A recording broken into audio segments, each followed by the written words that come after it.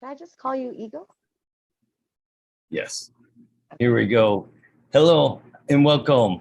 Uh, what an awkward start. Here we go. This is the way it usually goes. Hello, I'm Eagle, Eagle Gardens 1 on Instagram. And this is fucking talking shit with Eagle, episode 638. Hopefully, you guys are doing well this Friday evening. I've got a great night for us ahead. The Fit Growing Goddess is here with me this evening. You want to tell us how you're doing this evening and where they can find you? I'm doing really good. You can find me on Instagram at Fit Growing Goddess. It's been a long day. I'm excited to smoke and talk some shit. Me too. Me too. I'm gonna smoke a little bit of Colombium. Take a deep breath now that we went live there. It was such a laggy there. We had like 2 minutes before it kind of I felt snuck a up little there. awkward sitting there, kind of like, oh, I hear the Jeopardy song playing in the background, waiting to start. Right.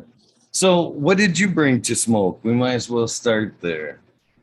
I don't know if you can see that. A little bit smaller nugs, little birthday gift I got from some good friends. I want to say this is garlic icing. And then I have a little bit of 2 minutes hash. before. Say again. Oh, it was the YouTube come flying through there. I couldn't Nice. pause it before. Sorry. Dopey. Full of mistakes this evening. It's okay. This is my first rodeo, so I wouldn't know. Seemingly mine too. Oh, God. All right. I think I've got all the boxes checked once again. All Okay. right. So, again, thank you for joining me this evening, even with Oh, all the thank you for having mistakes. me. No, really. You can't even tell. Thanks for having me. I'm really excited.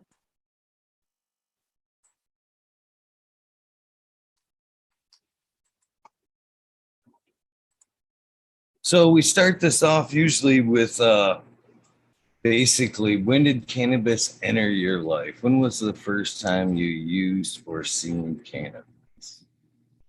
Um, some people are kind of surprised to find this out, but I actually didn't start consuming cannabis until I was almost 25. I kind of grew up in a really sheltered life and I was taught drugs are bad. Okay. Drugs are bad. Okay. I'm just kidding. But uh, I just saw it as I didn't know what it was and I just knew it was something to be afraid of. And then I had my son at 24.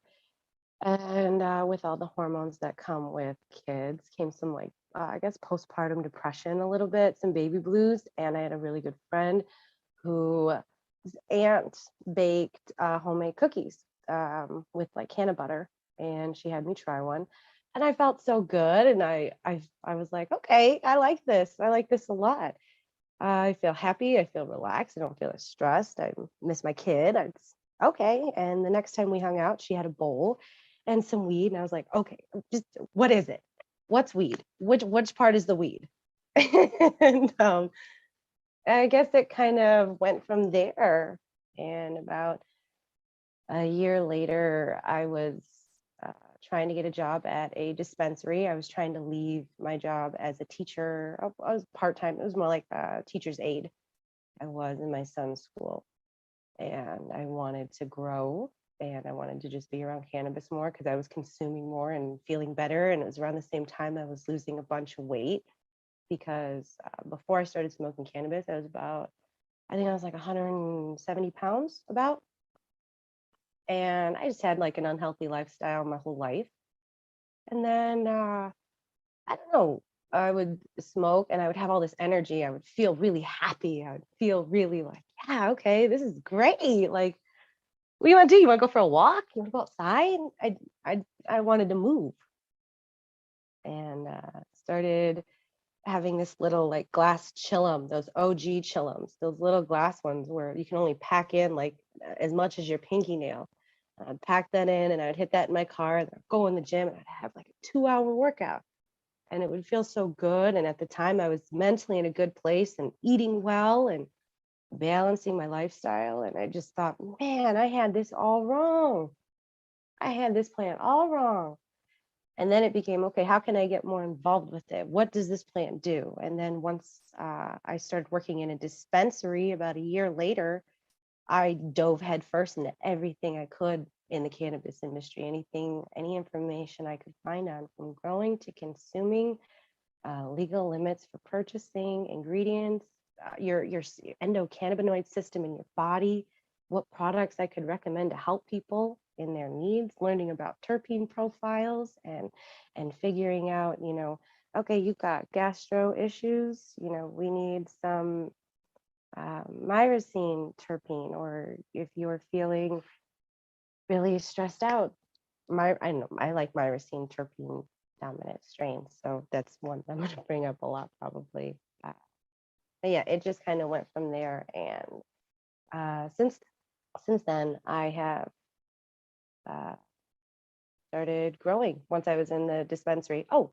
I got bag of seeds. That's how I started growing. We got a bunch of questionable stuff. Like, remember, this was 2017, so the legal weed was still pretty new, and what we got wasn't always what it was supposed to be. I know it sounds kind of bad, but that's just kind of how it was. So we got something that said Northern Lights, but it didn't look or smell like Northern Lights at all. Um, but it was seeded. It was heavily seeded. So we had like no people coming in for a while, and I asked my boss. I was like, "Hey, can I take those seeds?" And he's like, "Why? They're just gonna seed again." I was like, "Well, what do you care? I'm nobody. I'm nothing. Can I have them?" Okay. So I sat there for about an hour picking out all the seeds of this bud and took them home, put them in a paper towel, put them in a Tupperware, let them sprout. And I had like 13 sprouts, but I only grew one my first round. And that was that was it. That's pretty much what catalysted me to keep growing, because my whole perception changed the first summer I started smoking weed. My whole perception. My whole perception. I thought I had life figured out at 18. I really, I really did.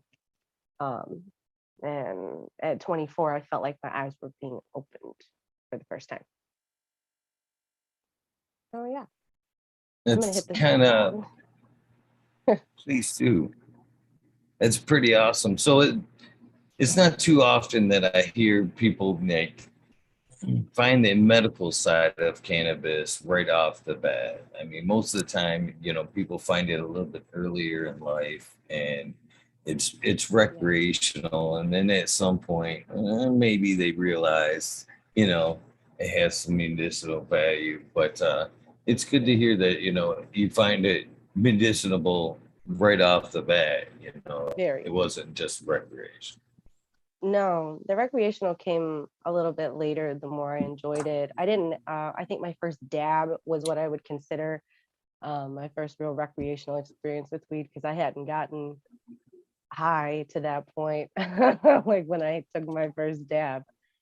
And uh, yeah, that's pretty much my whole purpose and intention with growing it now. I love to consume as much of the plant as I can, from like the raw cannabis leaves, whether it's in smoothies or juices, to my actual herbs, dried or fresh. I've started making like it's not fermented plant juice. It's just all the fresh leaves mixed with water. And I let that sit for about a week and stir it up. And I get this really nice tea from it, this really nice extract from letting it sit. And I've been giving that to my plants for a couple weeks now. I saw that from, I think his IG is at Original Dankster. He had posted that a few times, and his crops are insane. Yeah. The simpler, the better is what I've been trying to get to lately. Not just organic, but sustainable, regenerative, and what I thought I knew, I don't know. I'm learning, and I would love to expand all that knowledge, and I'll keep expanding. But with time, I'm in no rush. No rush at all. That's good because the organic hole is deep. Uh, Mm, I've been growing for quite some time, and when I was using soil in the first few years there before I switched into cocoa, it was more use it and dispose of it. And now right. later, much later in my grow career, I'm just taking it more seriously and you know trying to reuse, understand more scientifically what's going on in the soil. Yes, I am too, very much. And it seems like no matter how much I read, there's always more to learn. And no matter how much I learn, I still question if I'm really doing it right. I don't know. Sorry, I'm just looking for a lighter that works.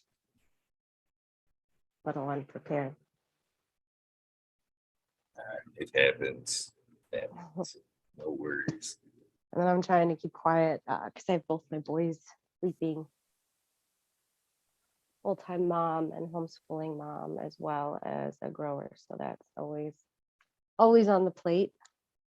And I'm trying to get my kids involved with that too. That's been something totally different and uh, not just my immediate family dynamics, but the dynamics with my dad and my mom and their stance on it and what my son says around them, how it was at first because they were really against any cannabis use whatsoever. And now they see pictures of my plants. They'll hear my son talk about, oh, mom's got some beauties right now, or mom had to kill a male. I don't like when she kills the males. And that's been, I never thought I'd be hearing my son say stuff like that to my dad ever. So that's a whole new whirlwind.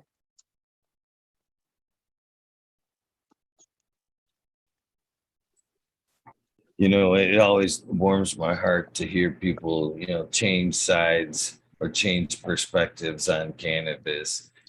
For so long it has been demonized, and it's kind of sad that it took a pandemic to kind of really, really bring out or shine a good light on cannabis.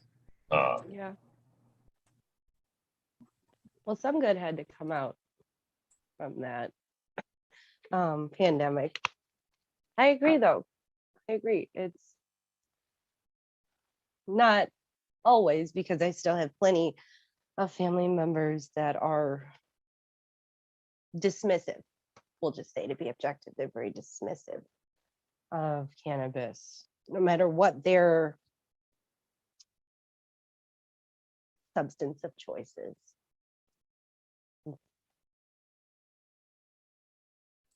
So, as you kind of decided to smoke there, I believe I heard you say you kind of decided to be a bud tender there.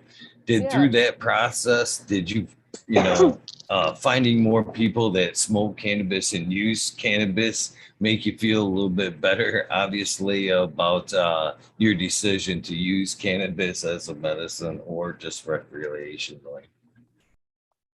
definitely.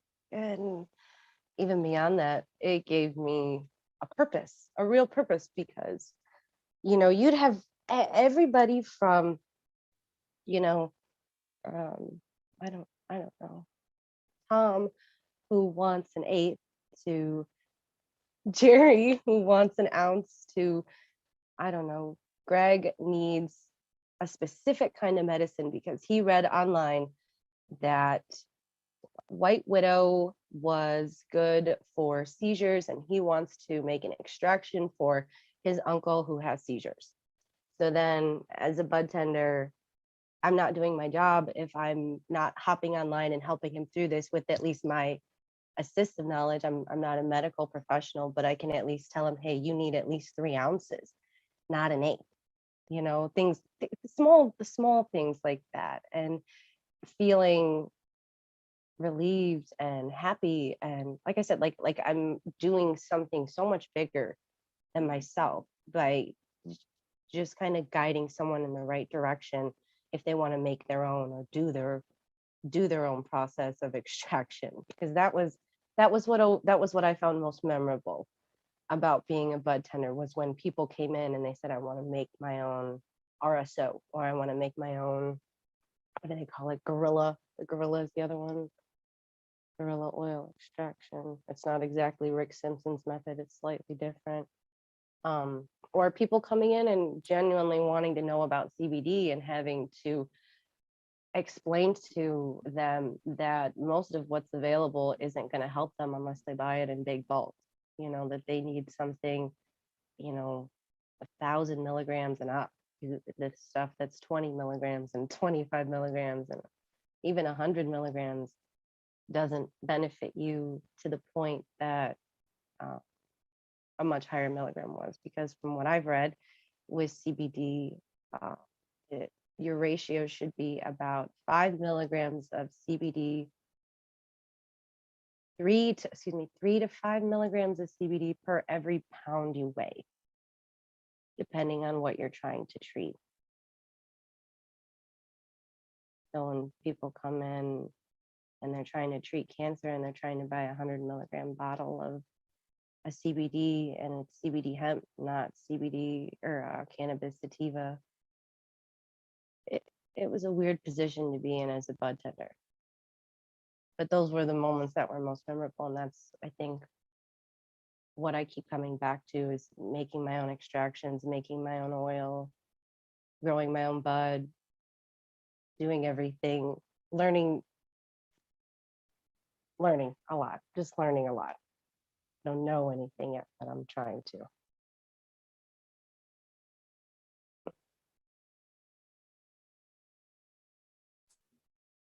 It had to be kind of nice to start there, as you had people asking you and you didn't have answers. I'm sure Oh yeah, plenty of you time. just wanted to go home and kind of dig into some of the things you were being answered or asked during the day. Excuse me. Yeah, spend the 30 minutes with them one-on-one. So what were some of the stuff you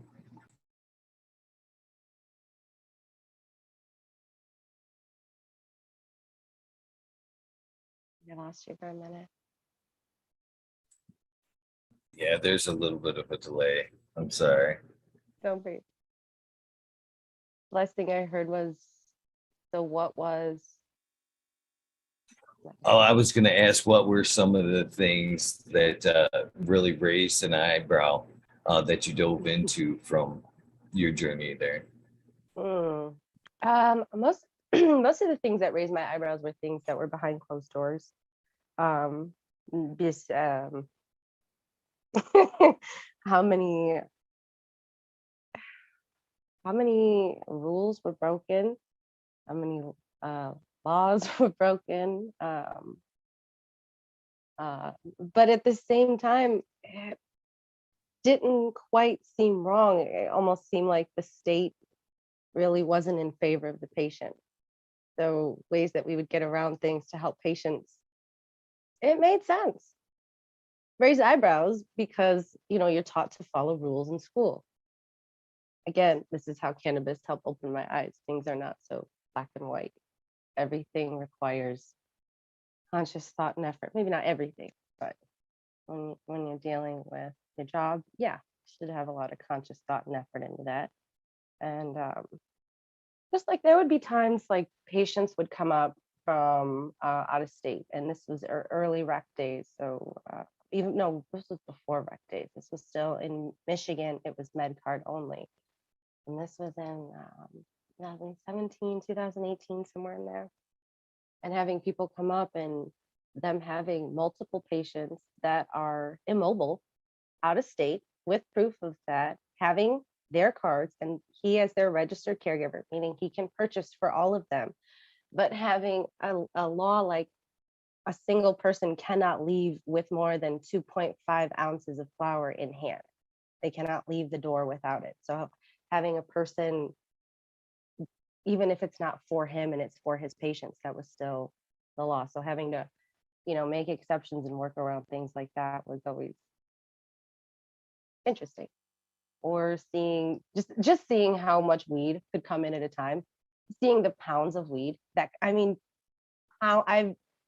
pounds of weed that could come in, pounds of wax that could come in, having meeting all the producers of this stuff and the pride they took in their work, some more than others. And seeing the demand for it, seeing the community build around different brands, different people that you actually see bringing in their stuff and having people say, I want that. I saw like a big thing for us for a long time was a strain called Skittles. And I don't think there was ever a day that went by where someone didn't ask for that I worked, whether it was an 8 or a quarter, or if someone had the dough, you know, they shoveled out the $400 for the ounce.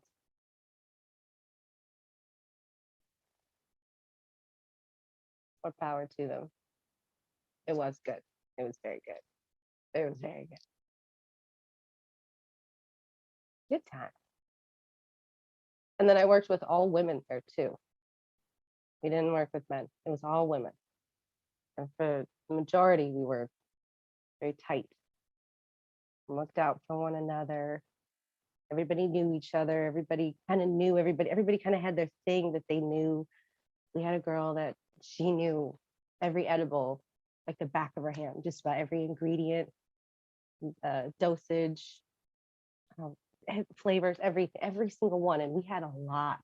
We were a huge, the selection that we had, it was like a quickie mart of or a 7-Eleven. That was originally how it was set up before our laws changed and everything had to be behind the counter, because originally our laws didn't require that in the dispensary. So you could grab a little shopping cart and walk up to this, say, yep, I'm gonna get that and throw that in the cart and walk over here and say, I'm gonna get these edibles. There was a discount cart, there was a big cooler with a bunch of Kool-Aids, a bunch of drinks.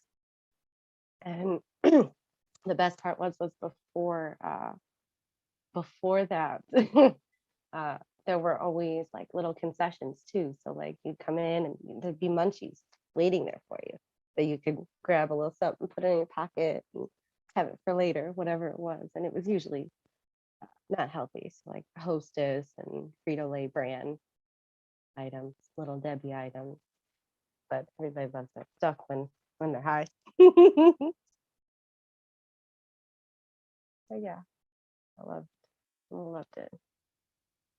And I took pride in it. I did, because I learned a lot fast about strains, what was good to smoke, what wasn't, and how to help people figure out what they liked. There's a lot of people would come in and they'd be like, I don't know what to ask. I'm like, well, what do you like? And they're like, what do you mean? What do I like? I like to get high. Okay, when you break something up, what texture do you like? When you know you're going to get high, do you like it really sticky? Do you want it dried out? How do you want it to stick together? Do you want your grinder to get a little stuck when you're tearing it up, or you want to feel the resin on your hands, or do you like it dry? Things like that. It was like making a connection with someone and saying, let me help you pick this out. And I felt like I wasn't bad at it. Thought I was okay. I liked it. I like growing a lot more, I will say. The stress of being in the dispensary, the responsibility. And at the time that I worked, there were no half shifts. So you came in at 9 and you left at 9, period. But no ifs, ands, or buts. And if you couldn't do that, you just didn't work that day. And I did very well for myself there. I was able to pay my mortgage, took a lot of pride in that. It was good. Wasn't forever, but it was good. Grateful for the experience there. For some reason, when you said stressful, I was surprised. I think most people, when they think about the cannabis careers, they think, oh yes, that's the life. You know what I mean? And sometimes the grass isn't greener on the other side of the fence. So, what made it so stressful? I guess. So maybe it is a little bit more now, but back then when it was med, it was a lot harder to get. And whenever there were specials, which was weekly, we would be busy. Our busiest day was always Sunday, because we would run a special 4-gram 8s. You get an extra half gram. And yet there would still consistently be a 15-minute wait. almost the whole day. So imagine having to get the best version of yourself, you know? Hi, what are we looking for today? Okay, great. Let's check it out. Edibles, carts, and you do that 200 times, okay? And let's say at least 5% of those people are having a really bad day and they take it out on you. And let's say another 5% of those people look at you and go, do you even smoke weed? And I'm waiting for someone else. Okay, I'm going to help you. Did you see that person cut? I did not. Can I help you get something? They cut. Can I help you right now? And you know, that's the nice end of it. I never even had someone yell in my face. I saw girls crying in the back room because gentlemen took their issues out on these girls with name calling and insults over whatever their shortcomings were. That was stressful. Or just having the pressure of messing up. You know, there were times I am embarrassed to admit this, but there were times where I forgot to put things in people's bags. So they get home, and something's not there. Oh, Ashley, you screwed up. And then there's the reprimanding and consequences of that. So then it's always on your A game. But at the same time, you've got, you know, your bosses who say, hey, we've got this new stuff. Try it. Go out and try it. Tell me if it's good. Tell me if it's good. Then you're high and you're at work. And don't forget, stay focused. It's interesting. It's interesting. I guess that's the majority of the stress. But the rest of the time, when people come in, when they're like, Ashley, or they see you and they're like, oh, I'm so glad you're here. Because they like what you like, you gave them a good recommendation, you know, they vibed with you last time. Oh, best moments. Or even better, when someone would leave a review about you and actually, you know, give you some credit. Top notch kindness, like that goes a long way for bud tethers. Yes, it does.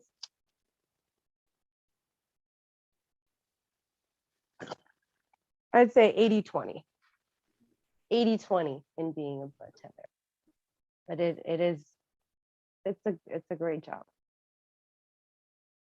Highly recommend it.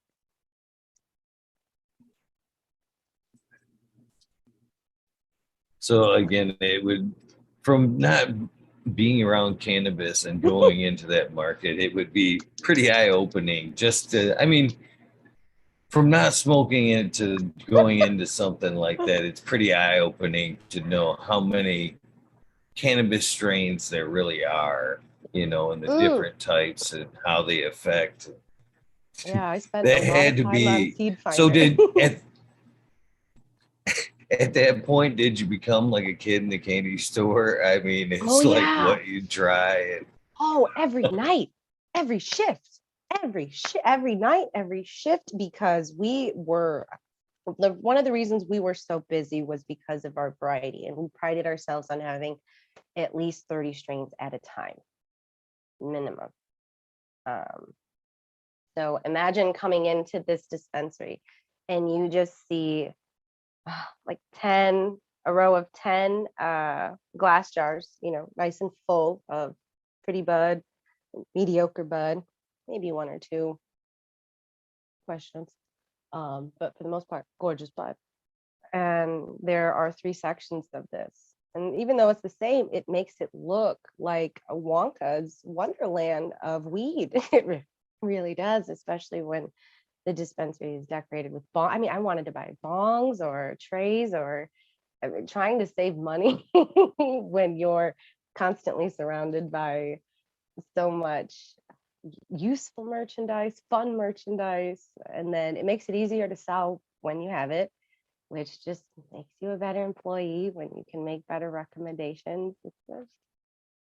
It's a cycle, but I I definitely would get some sort of flower after every shift. And I had my favorites for a while. You know, there would be times where I wouldn't sway from something, no matter what it was, no matter. We had rankings by shelf. So $8 shelf, $10 shelf, $15 shelf, and the $20 shelf.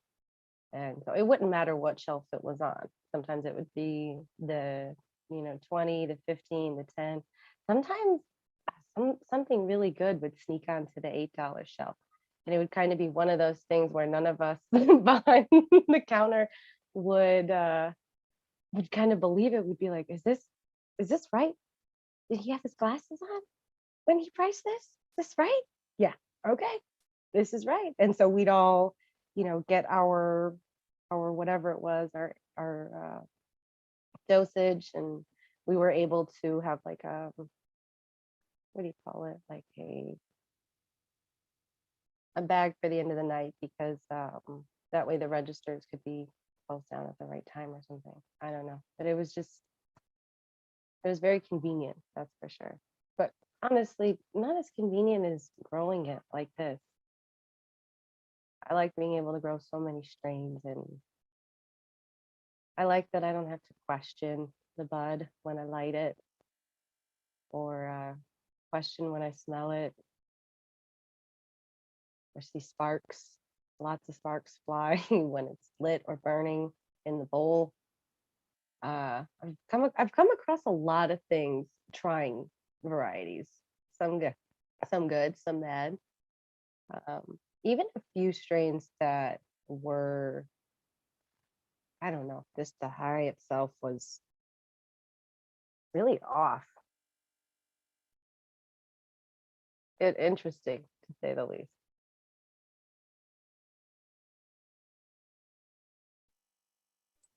So yeah, it can be a little scary what has been passed off as medicine is sparkly shit like that. I've seen some pretty crappy Right? grown cannabis, that's for Yeah. sure.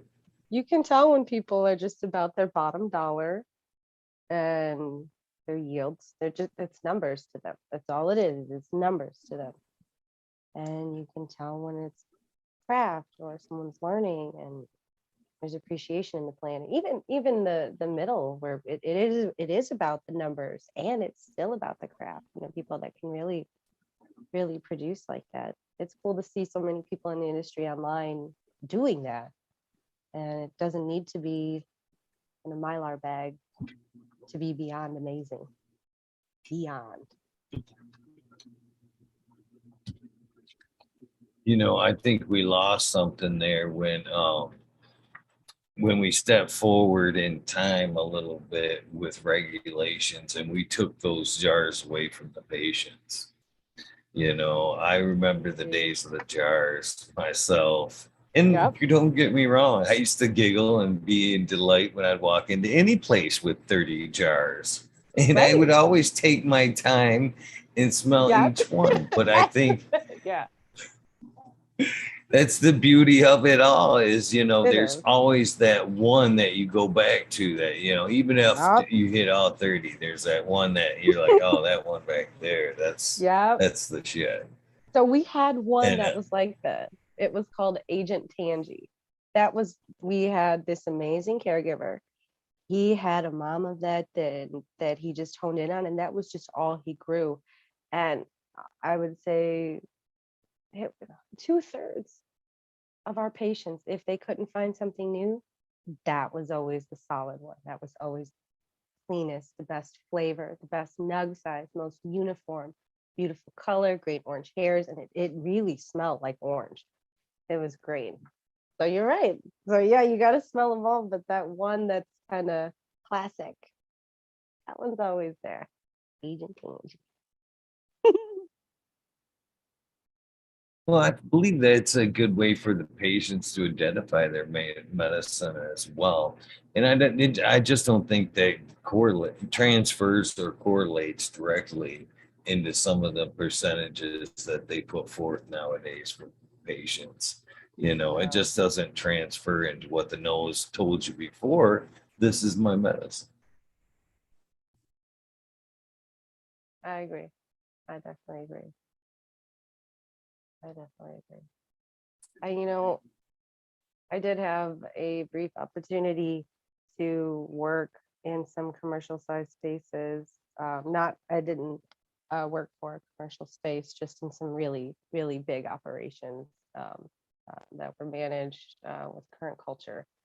50-gallon tanks, massive rooms, massive plants, massive default days, trellis days, harvest days, and majority of the time everything looked amazing and usually smelled okay, but it was just about the numbers and keeping everything nice and clean, keeping everything organized in the rooms. And I still didn't even touch like I touched the tip of the iceberg in helping care for those rooms. So I don't even know. And working in, smaller rooms where the basement grows, oh, they smell so different. You can really smell the difference in the strains, and maybe not even basements, build outs, pole barns, wherever they are, bedrooms, whatever, closets, tents. You can tell when the priority is the cannabis and when the priority is the environment. What do you think? No, maybe. I'm a little high. Oh, I definitely agree. I definitely agree. 100%. Same goes with the people I call. There's the industry people, and then there's the community people. The community people are the ones that actually care about their flower and will let you smell, try it. I mean, they practically, you won't even take your money there. Here, just go try it, and if you Yeah. like it, come back. And then there's the industry people that don't even really want you to open their jar, and they're standing at the end of their counter or table checking their watch every 5 minutes. They really don't even give a shit. It's an inconvenience for them to be. Yeah. So it shows in their grow environments as well. Yeah, Mm-hmm. I wholeheartedly agree. Yeah. I'm glad I got to have the experience nonetheless. It was always a lot of hard work, regardless whether you're doing it that size or whether you're doing it in a basement or a tent. Whether it's a 2,000 square foot space or a 100 square foot space or a 20 square foot space.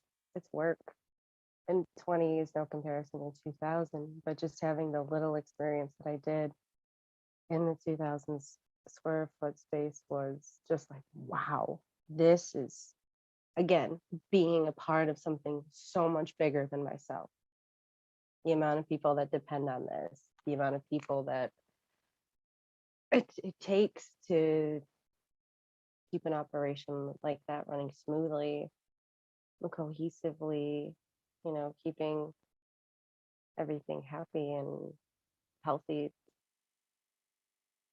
Good experience on any level. So still liked it, but I feel so much more fulfilled doing it for myself, because I feel like when I was doing it close to a commercial level or just at a bigger level, I felt like all of my energy went to those gardens, and I wanted it to. I wanted to help so bad,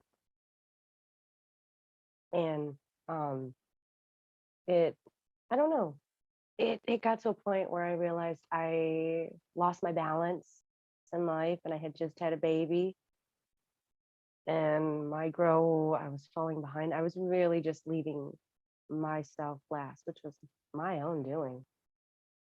Um, and now that it's been a year and a couple months since having my son, getting back to doing things for myself at my level feels so much better, and not getting paid the same, which is the bummer. It's given me the opportunity to still implement all the structure I learned in that commercial, because that takes a lot of structure to run an operation that big, a lot of structure. and a lot of goal setting and a lot of discipline. And I got to take that and bring it home into my growth now. And I feel like I'm doing all right. I'm sticking to it and sticking to things that I might have procrastinated on a year or two ago, or even before that. Growing, like that's my whole name. Growing goddess isn't because I'm a goddess at growing plants. It's because I'm committed to growing in all aspects of myself, whether it's mentally, emotionally, physically. Uh, growing my kids, nurturing my kids.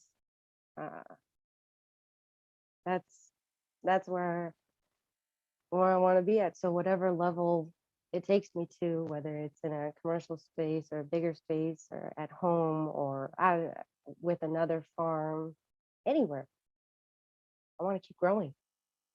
I want to keep growing.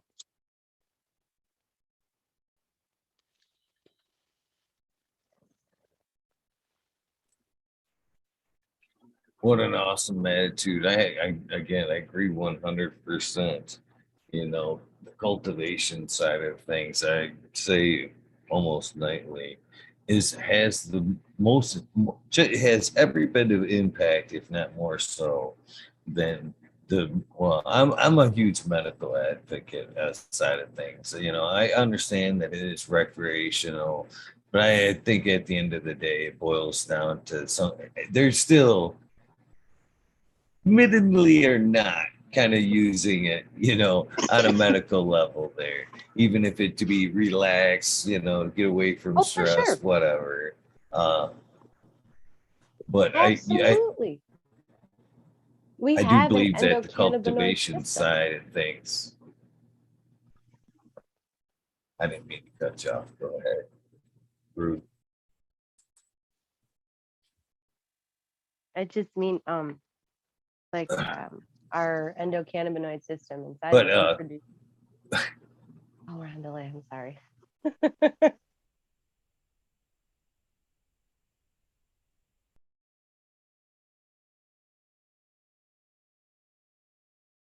I don't think I can hear you. I see your lips moving. I don't hear anything. sorry about that, man. That delay is a little bad tonight.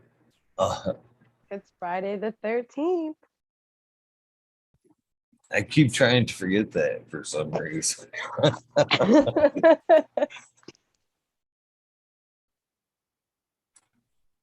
Oh,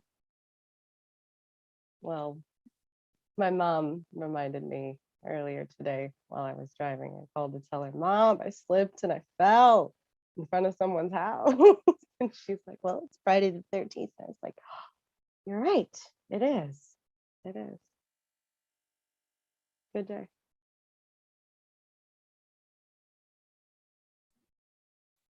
But cannabis does make you grow as a person quite a bit. You know, it goes so different than the norm that when we were growing up, that we heard the typical stereo, typical bullshit that, you know, you'll never be anything. Cannabis is going to ruin your life. I've never seen that. I've never necessarily seen anybody in cannabis that was seriously in cannabis to be lazy. I mean, everybody I've seen in cannabis, it's quite the opposite. They're more running on the little sleep, burning both ends of the candles to make sure everything's done. And, you know, Yeah, it's hard to find a balance. I feel that it, unless you get a lot of things automated, but then again, then we talked about when everything gets automated and everything gets really industrialized, everything becomes about the environment, and you're really not as dialed into the craft. Or maybe you are, maybe that allows for you to be more dialed in. I'm just being objective at this point, not trying to contradict myself. Just I could see both sides of it. It's still, I mean, even myself, I would like to be automated on my watering. It's definitely a goal I'm working on. Mm. so it sounded like growing on a little bit larger scale was prior to growing for yourself. No, it was simultaneously. So first it Oh, started, I was growing for myself. Yeah, I actually, so my introduction to growing for someone else, I ended up being helping out some other grows. Just it started off not even with their actual grow. I just started helping with trimming on harvest day, and eventually worked my way into helping on cleaning day, and then eventually I was allowed to, see what it was like to treat the res and how to pH and get your EC right for the res, and that was really cool. Learning all that, but uh, at the time I was trying to learn as much about soil as I could because I really liked soil. um, I had been growing in soil since 2016, and I started helping on a larger scale in 2019 2019. So I'd already been growing for myself for 3 years, and I very small scale, just a 4x4 tent, and I had just started growing in my 10x11 room, just barely. I had one hand-me-down 1,000 watt HPS. What was the brand? I don't even remember the brand, but it was hand-me-down. The glass wasn't there anymore. I remember going to get new bulbs for it and a new ballast for it because the old one was like 1,000 pounds. It was nothing like the ballast. Now I had never seen a ballast. It was just this huge ass hunk of metal with this big handle, and it just had this little flippy switch, and I could barely pick that thing up at the time. And so I went and got a new ballast and learned a lot about wattage and electricity that day, and making sure I had enough power to that wall. It was great learning experience because I didn't have any help, and I was too scared to ask for any help from anyone else online at the time because I don't know, I get in my head about the messaging people sometimes. So I just was like, all right, I'm do this myself, and I figured it out. And I had gotten help from someone in the community who was growing at a larger scale, who had seen that I had a lot of space that was not producing anything really because it just wasn't ideally set up. I think I still have some old pictures in my profile of this big ass room with this little light, and it's so dim, and it could have been so much more optimal. And they helped me out, and I got 4 new lights, got a bunch of new plants, started helping out with some other grows, took in some clones, and made the first mistake of not giving them a bath. I just thought, oh my God, I've got clones. I'm going to put these in soil. I'm going to put these right in my tent. Biggest mistake and best lesson I ever learned, because they had russet mites.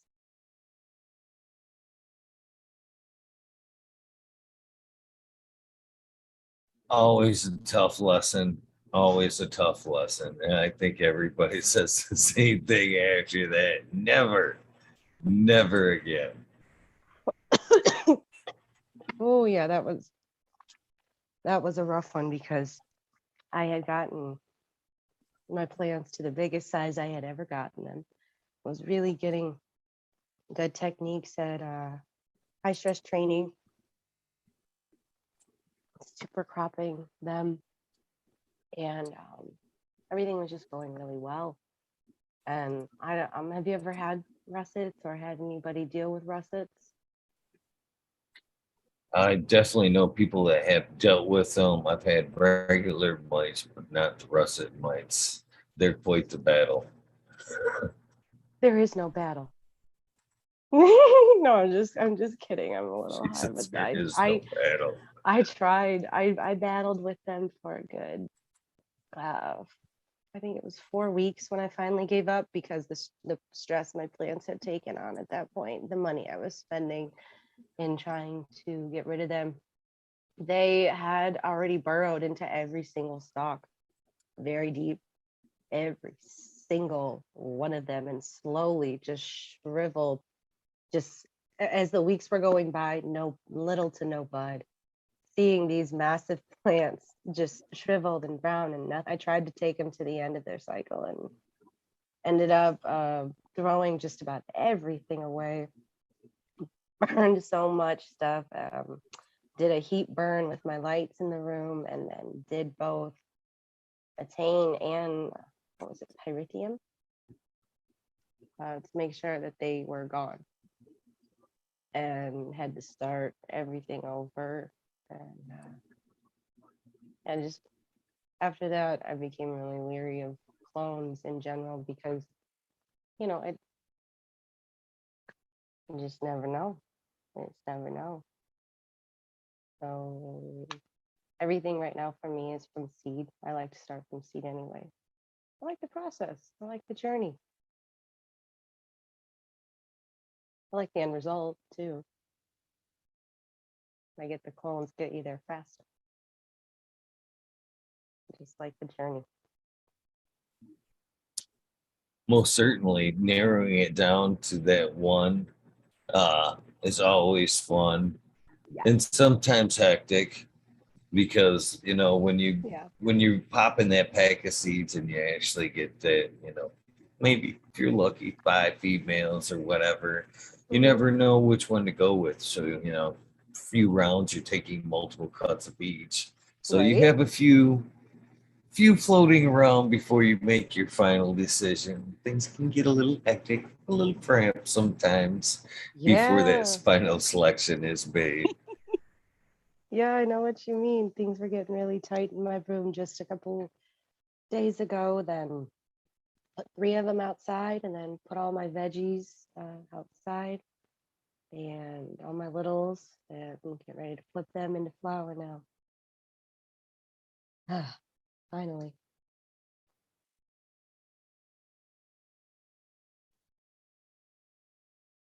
So, do you grow cannabis outdoors as well, or strictly indoors? Yes, I like growing it outside because it's, now that I've done it a few times, I'm more aware of how to manage it, especially in Michigan. We get really, really wet right after September, middle to September and on. It's really easy to get mold, really easy. And October is the best month to harvest here in the state, in my opinion, as far as depending on what you're running, I guess. Um, so I've definitely lost a few plants to mold outside and bud rot. And the last two, I made sure to be on top of my IPM schedule, which was still pretty minimal. Citric acid, neem tonic. I really like Mountain Organic Botanicals. They have a great tonic line that's, I can get on it. See, I have really sensitive skin, and so when I'm spraying stuff, a lot of times I'm not wearing gloves. And if I use anything that I don't know, is not derived from a plant, but synthetic, I can get really irritated easily. And I never have a problem with the stuff. My plants are always really healthy, outdoors and indoors. Pretty universal. Genuinely like it.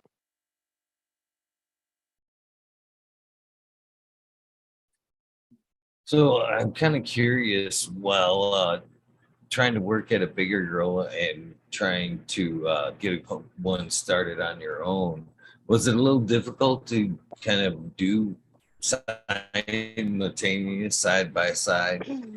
Trying to maybe do some of the stuff on a I minimize some of the stuff on a larger scale you were taking in, to your more personal size grow. Was it harder to kind of transfer some of the stuff over? Not really. I feel like it was harder to maybe go at the pace I wanted to go. Like I wanted to learn more. I wanted to give more time to my personal grow. I wanted to watch more videos. At the time, I was really listening to Steve from Green Life Productions talk a lot about their process and indoor no-till methods. It's really impressive. They're in Las Vegas, Nevada, and they're on their 29th cycle no-till. Haven't touched it, and trying to learn from them, but at the same time, being in a pattern of having success with the method that I was using with the hydro, the large grow, trying to apply, I guess it would be like a broganics to what I was doing when I really truly wanted to just be as, I guess, regenerative as possible. And that's what I'm trying to do now, learn more about composting, worm composting. I've got a compost pile going in my yard.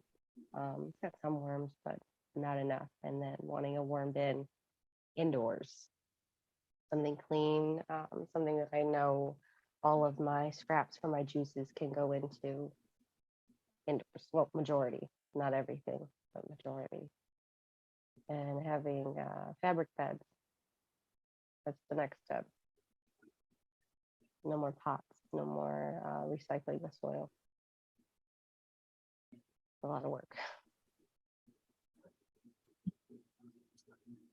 It's awesome that you're headed in that direction, though. It's more sustainable. I think a lot of people, myself included, take the long way around and come back to it for one reason or another. I was asking the question the other night of another guest, uh, basically again a regenerative farmer, and I was like, so which would you kind of suggest right off the bat? Would you actually suggest organics, the simplicity of organics right off the bat? Because it can be, as I said in the beginning there, a quite deep rabbit hole.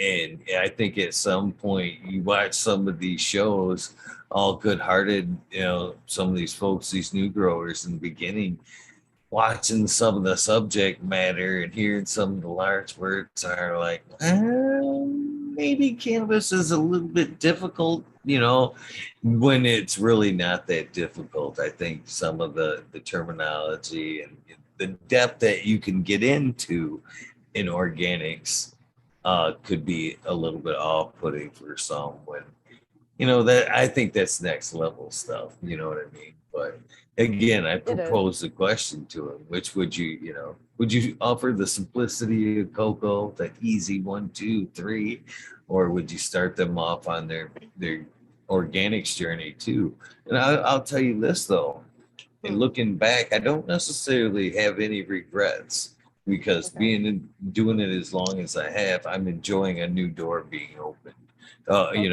Kind of refiring the passion a little bit. You know what I mean? So in that aspect, I guess I'm a little grateful it came later for me. Okay, that's cool. That's good to hear. Personally, I guess I would ask them what their end goal is. And if they answered, well, I really want a lot of weed. If you want a lot of weed, I'd start you off 1, 2, 3. And I would probably recommend a few people for you to follow that are very successfully having incredible yields under very sufficient modest lights that aren't an arm and a leg. It's very attainable to do if you put the time in and put the effort in. And yet I'm sure a lot of growers get messages from people that want help and have no idea where to start, and really just want you to kind of lay it out for them step by step. Step 1, do this. Step 2, do that. Step 3, do this. And that's really hard for a grower to do, because I don't think many of us had that. We all kind of fell into it one way or the other in so many different ways. And I think it would be difficult for you to just start telling someone what to do, especially when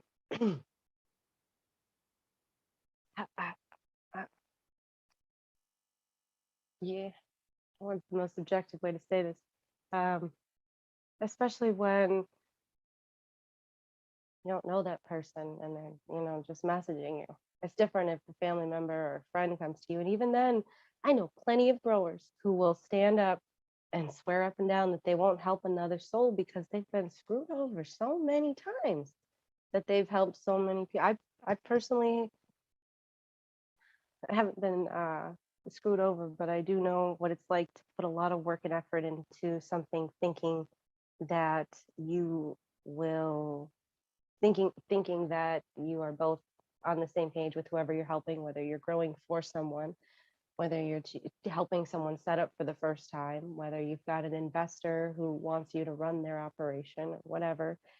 And at the end of it, you end up going your separate ways because you didn't see eye to eye, because communication wasn't there, or because the person starting out, just was afraid to be completely honest about their motives from the beginning, because maybe then the grower might not have helped them. That might have been oh, sorry.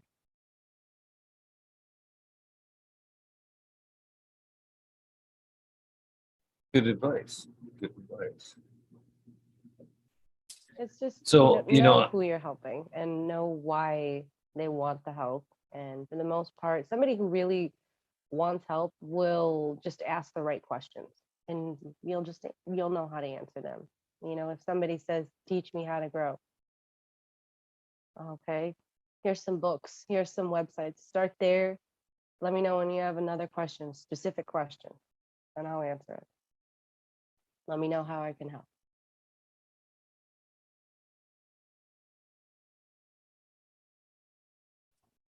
So where were some of the places that you looked when you started? Ooh, books. The first thing I read was the Grow Bible, and by Greg Green. God, I hope I said that right. I don't have my books.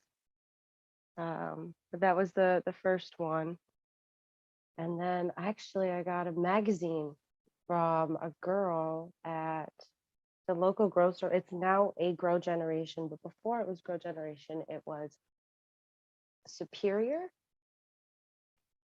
Grow Store, I think is what it was called. And this awesome chick, she was my like first introduction to someone who was able to give me some real insight. She gave me this magazine page, and it just had like a, I don't know, like a how to of growing in a very small space. At the time, I just had a 2x4 tent. That was what I started with. I didn't know anything about any ventilation, any soil, anything. I was like, I know I don't really want to use any synthetic nutrients. I didn't really have a good reason why. She used to tell me, she's like, so you just want to starve your plants? Like, no, I just don't want to buy any of the nutrients. And that was just what I said. I was kind of ignorant, but I knew I didn't want to use the nutrients. Um, I'll still stick by that because it led me to where I am today. I knew I didn't want to put any, sorry, shouldn't have hit that.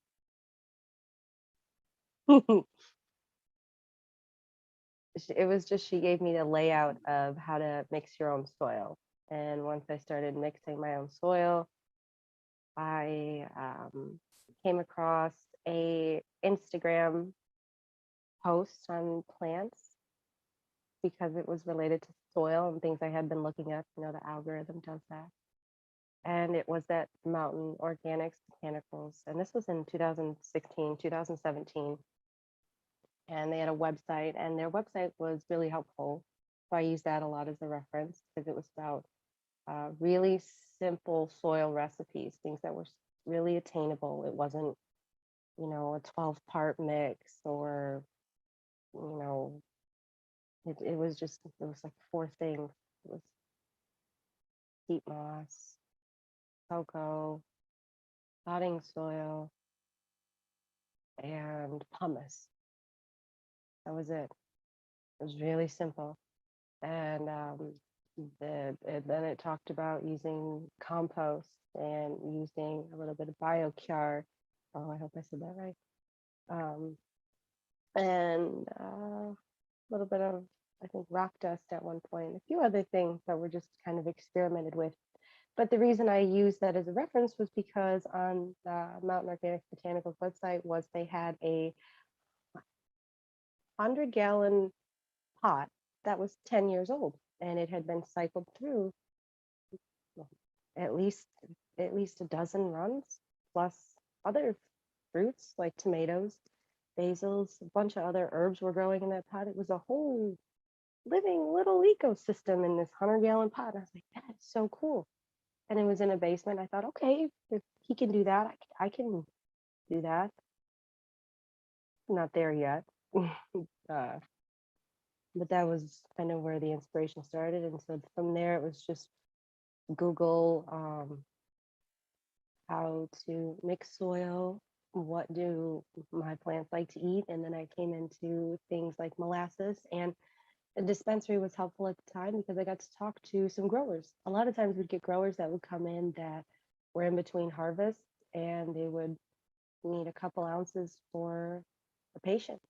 They would, be getting for someone else, but they would let me talk to them about what to do, what to buy. And some had some very interesting methods, and some were really old school, had been growing since the 60s.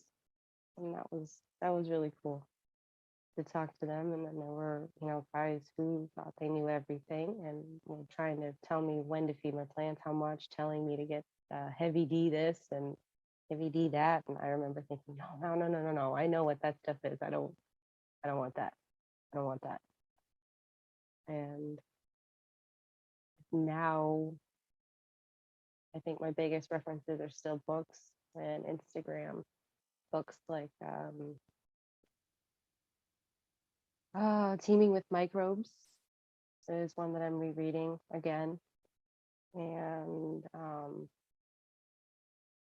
the no-till farmer, I think it's called, by the Rev, and his methods with mixing soils and teas and doing spikes in the soil for different amendments. I kind of did that the last couple of runs, played around with, putting my soil together and then putting spikes in, which are just little holes, and then you put your amendments in when needed, depending on where you're at the run. And I didn't quite care for that. I really just want to find a way to build a soil system. I think that's the end goal right now. So any information will probably be people in the community. Honestly, they're the best resources because they're actually doing it.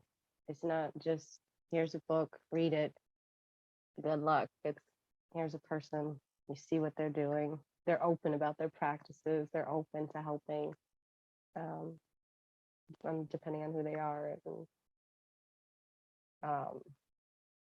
the community is probably my best resource right now, mostly on Instagram.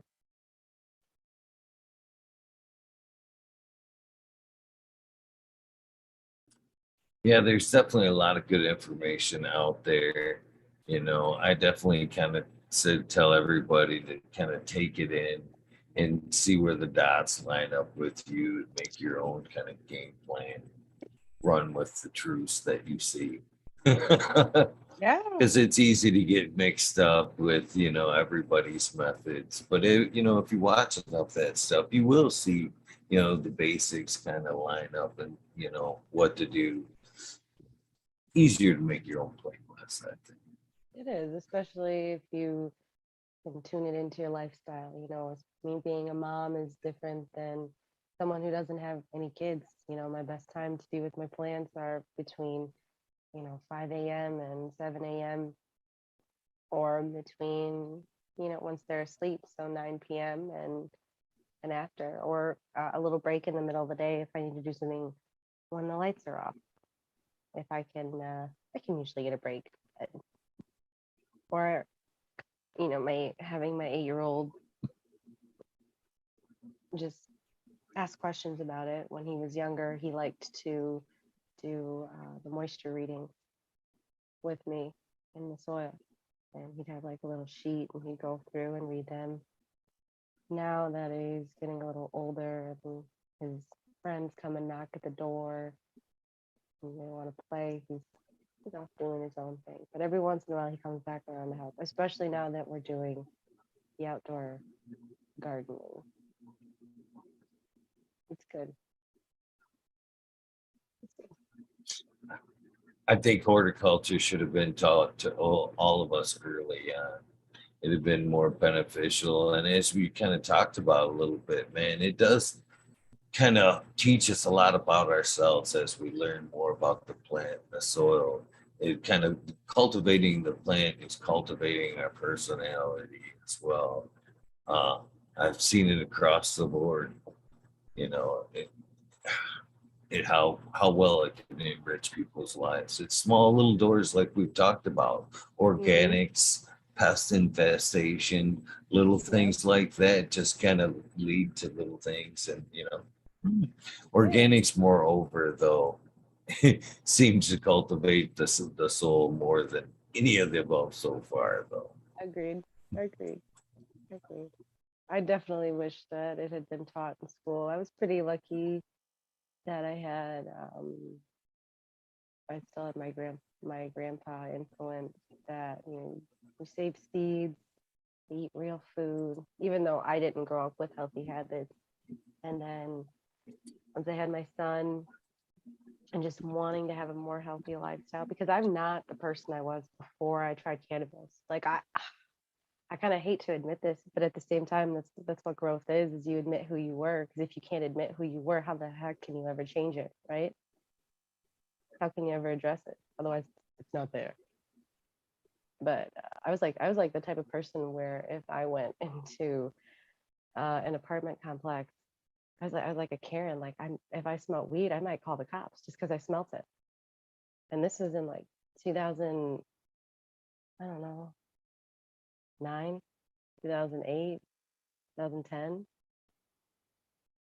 I was also overweight and a lot of other things, just unhappy in a lot of ways.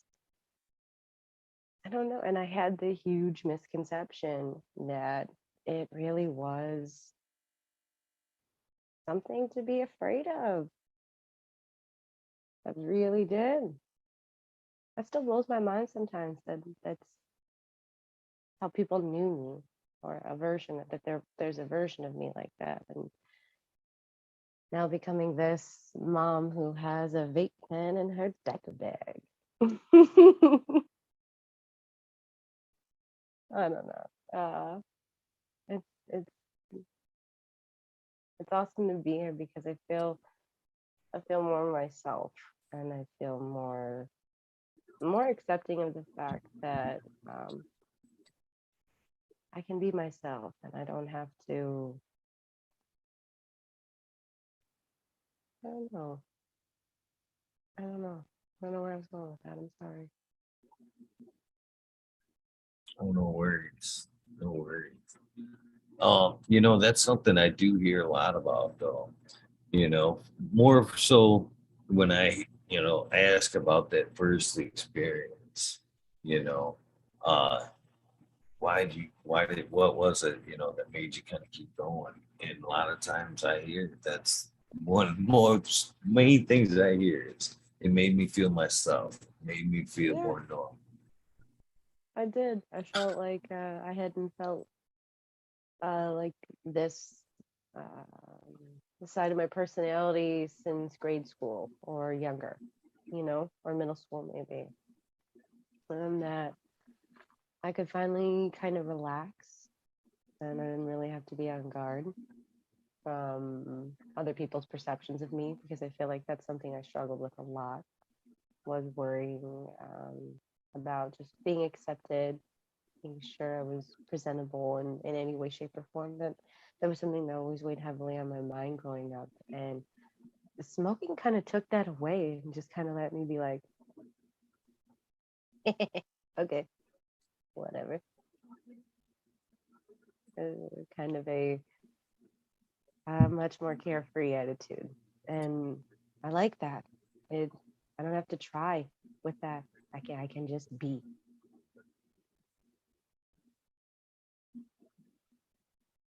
Right now. So, kind of switching back to the cultivation side of things. Uh, Tell us about that first run, your first run. You talked about that ballast you could hardly carry there. What size pots? Oh no, that What wasn't was even the my first Russ's run. Oh strain? my God. My first run, I didn't even have the ballast yet. My first run was under a T5 from start to finish. It was and T5 and like a 5-gallon pot, I think.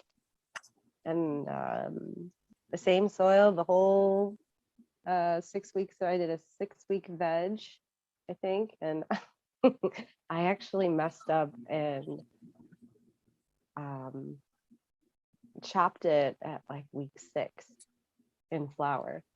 Way, way too early. The strain was cherry pie. And I remember just feeling really proud and really excited. I remember not having to do too much. I would just reapply soil and just water it. It was just water. That was all it was. It was just water every like 2 days because it was a T5. How much could the plant do with that? Not much. I didn't know that at the time. And I got a whopping 12 grams on that first run, that one plant. And the strain was Orange Kush. And it smelled really good, and it was way sparklier than anything I had seen in the dispensary to me. I'm sure it wasn't, but to me, it was just like, wow, I did this. I did this. I can grow my own weed. If I can grow my own weed, lose this weight. Because at the time, I had just lost a bunch of weight too. I was at my lowest weight that I had been in since high school or middle school. So at the time of getting to reconnect with this self, I was also getting back to that same body size, which I hadn't been in years. So and even smaller and in better shape because I was strong. I was really fit. I had a lot of endurance. It felt good. Um, and I remember just feeling really prideful and ready to do it again and ready to keep going and keep growing and keep growing. And uh, I didn't start actually really trying to, I don't want to say apply myself, that sounds bad, but like really, really try to get a really good yield and more uniform plant, start going on YouTube. I started going on YouTube a lot and looking at videos on how to increase your yield, what to do in week 2 of veg, what to do in week 3, when to transplant and upgrade pots. Started just YouTubing and Googling any question I had and spending time watching videos and getting better at shaping a plant, getting better at getting in tune with deficiencies. My God, I can't tell you how many times I messed up and over fertilized the soil once I started messing around with guanos and alfalfa meals, um, any kind of amendment I could add as I started getting into that by the second and third run. Never really so much with compost, but I overdid it with the guanos quite a few times and messed up and completely basically burned my plants and not knowing what I was doing or attracting gnats because I had too much guano and I didn't know at the time how to do any IPM methods because I was just doing this in the tent and not talking to anybody about it. So my IPM was just taking my plants out of the space and cleaning the tent, which at the time made sense. But by the second run, learned better. Just a lot of mess ups as far as cultivation. I feel like I messed up a lot. And I feel like there's still so much more to mess up on and so much more to try with. Like I'm really apprehensive about doing these indoor beds because there's a lot of soil. It's a lot to keep going. I feel like I want to make sure I know everything about everything that I can know about sustaining soil in beds like that, because these beds are 3 by 4, and I have 4 of them coming. I think that's what they are. They're 3 by 3. Um, it's grassroots fabric pots. So getting the soil in them, and just not messing it up, because all the times I did mess up. I don't think I would now. I kind of know what I'm doing now. Just still want to learn. I want to make sure I know exactly what I'm doing. We'll get there.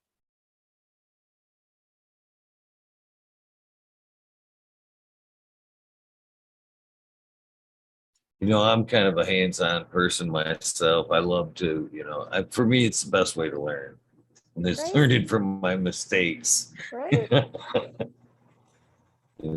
They're the ones you remember the best anyway. Sometimes the easy knowledge kind of can come and go, but those lessons are there forever. You really are. You really are. And I get to experience that again as a mom, just as watching my kids grow up, watching them make mistakes, letting them make mistakes. My son wanted to keep a male plant that I had. I was hesitant about sharing it online, just because I get in my head. But I had a male pop up, and I told him, I was like, "Oh, we got to toss this one." He was like, "Can I keep it?" And he put it in his room, and I was like, "Why?" He's like, "Cause you just killing him because he's a boy." Because I don't know, he just wanted to save the plant. So he kept it in his room, and watching him take care of it, and watching him forget to water it, and trying to remind him but not nag him, because it's not mine, it's his. You know, if I'm on him all the time, is he gonna remember the fun experience of growing that? No, he's gonna remember mom in his ear the whole time. Did you water your plant? Did you do this? Did you do that? Did you do this? Did you do that?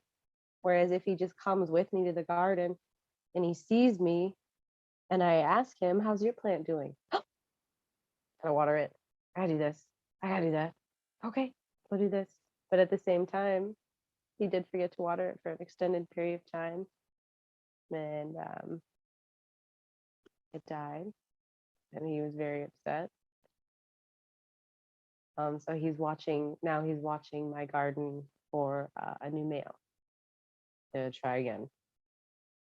So it's cool to see those habits kind of get passed on.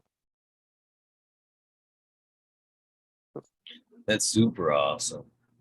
Coming from a more conservative side, the first half of your life, I appreciate the Hmm. fact that you're not necessarily, shunning it to your son, these days, more or less Hmm. encouraging it. There's so many great things that Yeah, come from cannabis. For one, it offers a good quality of life, but it teaches a lot of lessons that can be applied in a lot of different yeah, ways. absolutely. It's I think it's necessary at this point. I don't know if in Canada, if it's how easy and convenient it is to get what I would call a medible, or like a gummy. But here in Michigan, it's very easy, very convenient.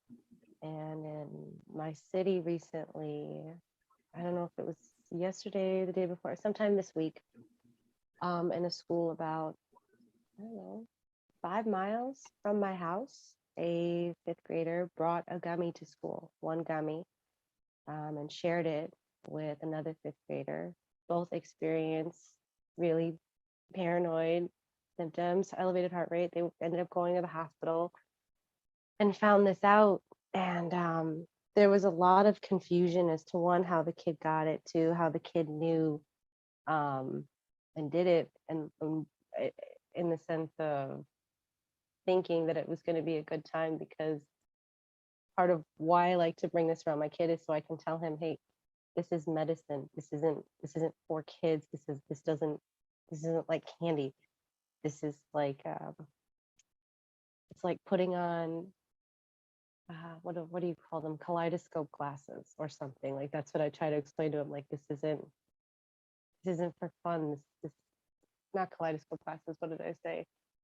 I said, for you at your age, because you're a child, this will make you feel dizzy. This will make you feel like maybe you're on a boat. It won't do anything for you. Like when you see mom take a gummy and then, we do a puzzle or we read or we just hang out on the floor, or we go outside or do something. It isn't like that. Not for you. Your brain's still growing. Your brain's still changing. Your brain's still developing. And it won't respond to these cannabinoids and this medicine like my brain does. Same thing with alcohol, I tell them.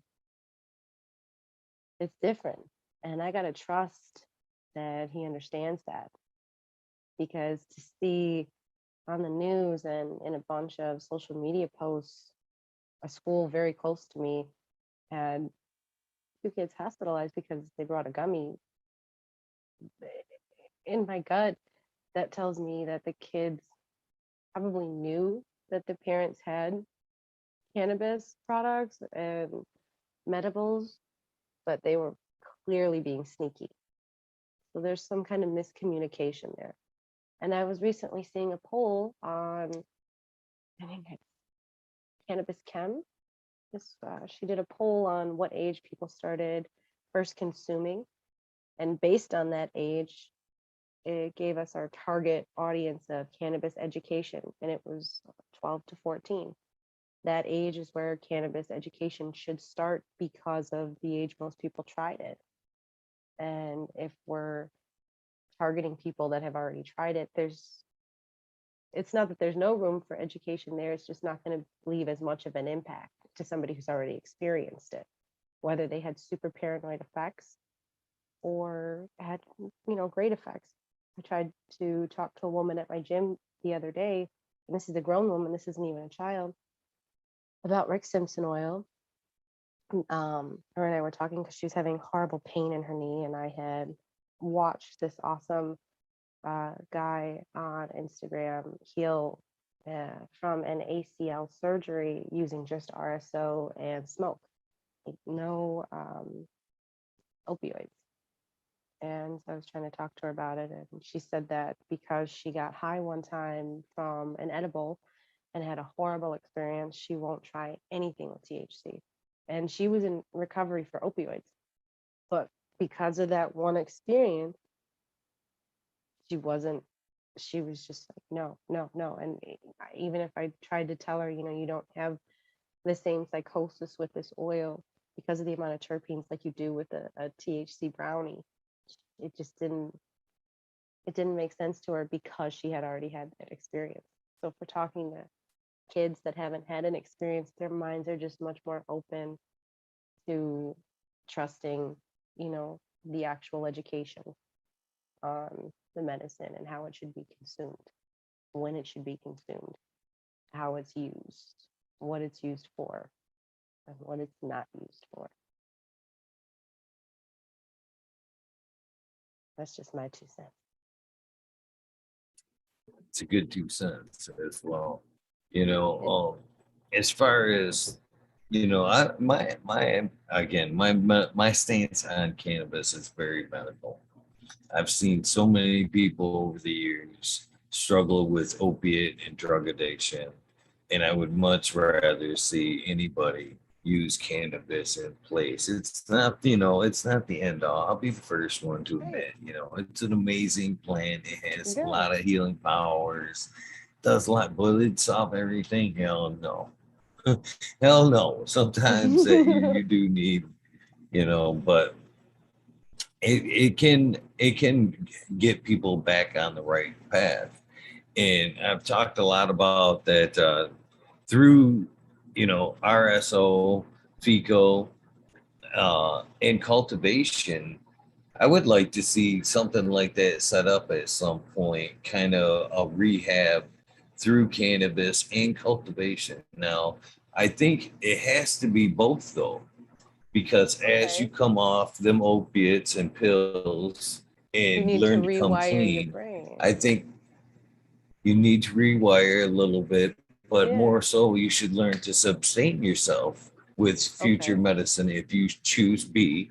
But as we were talking about earlier, though, even if it's hemp or cannabis, through Hmm. cultivation, learning to cultivate that plant, you kind of learn to more about yourself. You know, you're Yeah, starting over, you're cultivating yourself as you're cultivating the plant.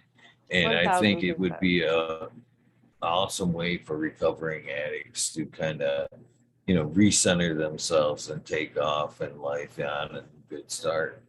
So I don't know. Agreed.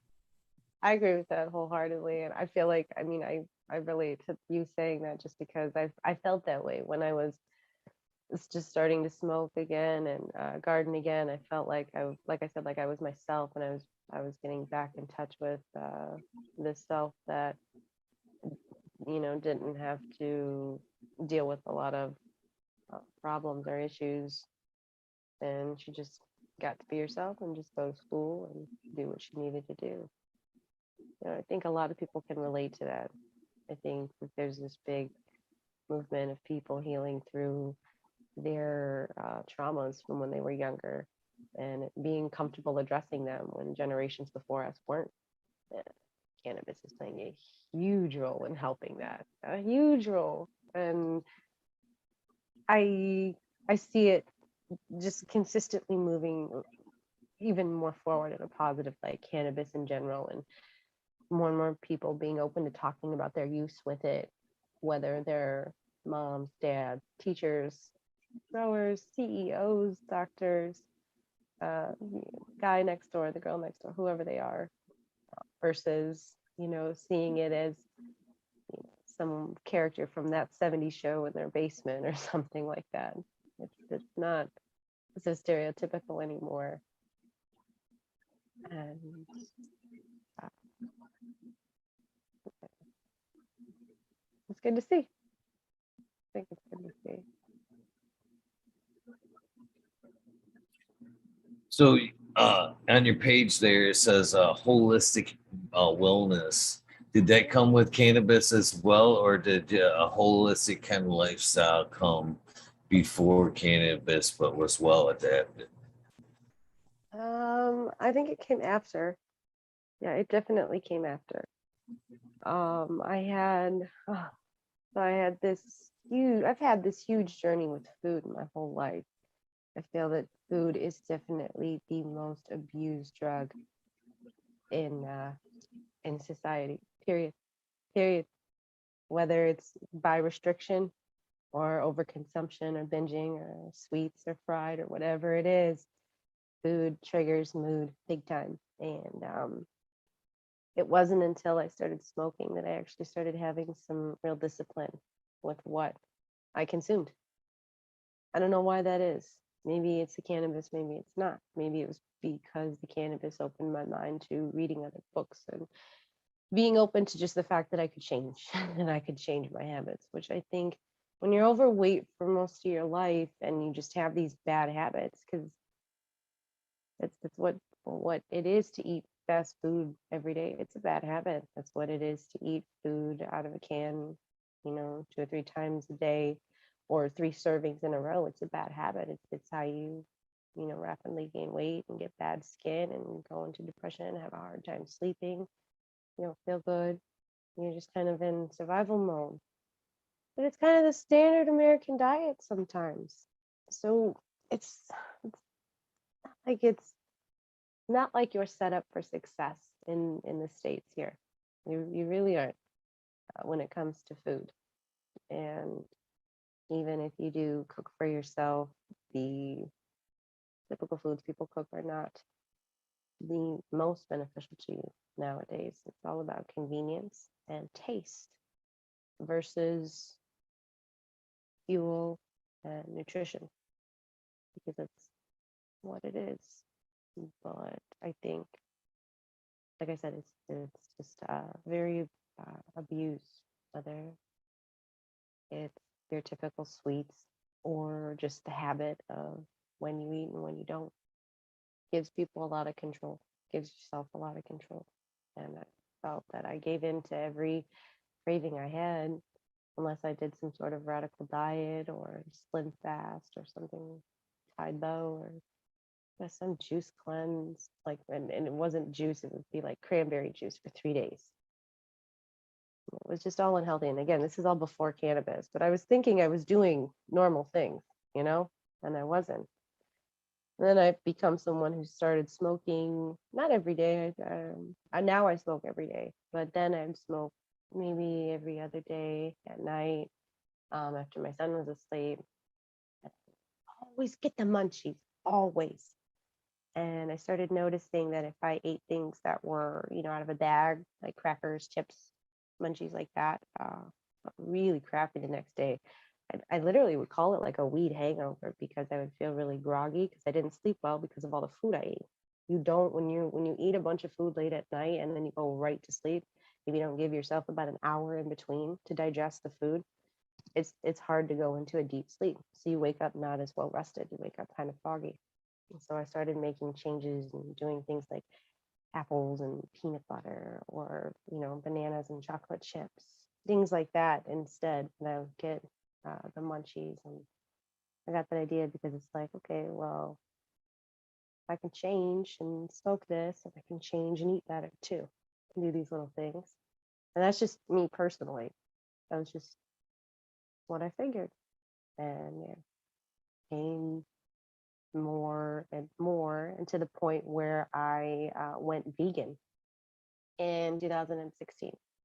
And I completely cut out meat. I completely cut out dairy. It was a huge, huge change, like huge change, especially for my family.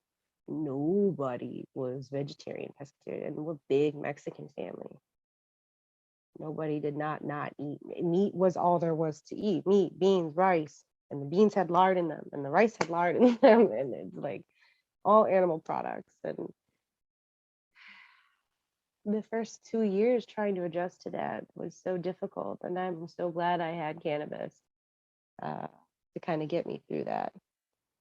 And at the same time, I'm not vegan now, so that's been interesting and fun. And it's not because I don't love animals. Um, it's because I wasn't eating veganism in a sustainable way after a while. It's not sustainable to get a bunch of tropical fruit constantly to Michigan all year round. It's just not. It's not sustainable to eat quinoa every day. It's just not. And, the same thing can be said for steak or chicken or eggs. Like, it's not sustainable to eat those things every meal every day. It's not. Everything in balance. And now I feel like that's where I'm at with my growing and my consumption, because there was a time where I feel like my weed consumption far outweighed how much I was growing. I mean, I was just smoking everything, trying to get as high as I could all the time. When I started helping with the bigger operation, that's when there was always so much weed. Always. When you work with an operation that big, it's just always there. And extractions too. It's great experience. And I think that's when the overindulgence got out of balance, and the same thing with being vegan. And then when I got pregnant with my second son, I, I wasn't I wasn't eating enough, and I wasn't eating properly. But at the same time, I was helping to manage this big grow space throughout my pregnancy. I was doing my own grow at the time, and I was still managing homeschooling and cooking for my son. It it was just really hard to sustain myself. I think it was like the last month of my pregnancy, I was just ready to eat some fish. I think that's how it started. A fish. Couldn't eat much of it, and slowly it all just kind of started working its way back, and I feel better. I don't eat meat every day, but I definitely feel better not being vegan anymore. But there's still days where I do eat vegan. I just don't call it that. I'm not eating meat or dairy that day. And then also, just a side note, throughout my pregnancy, I also was consuming cannabis throughout that, because that got me through the nausea, the sleepless nights. The nausea was probably the main thing, and just the stress. It's just pregnancy.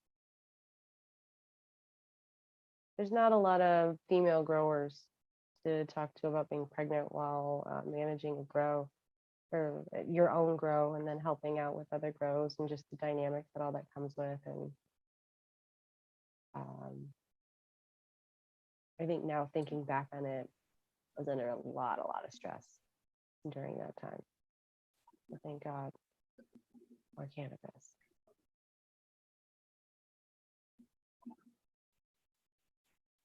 So, with that being said, would you, suggest it to other mothers that have, that question before them? Should I quit or should I not quit? I understand moderation is key, but to eliminate all, Well, all in all.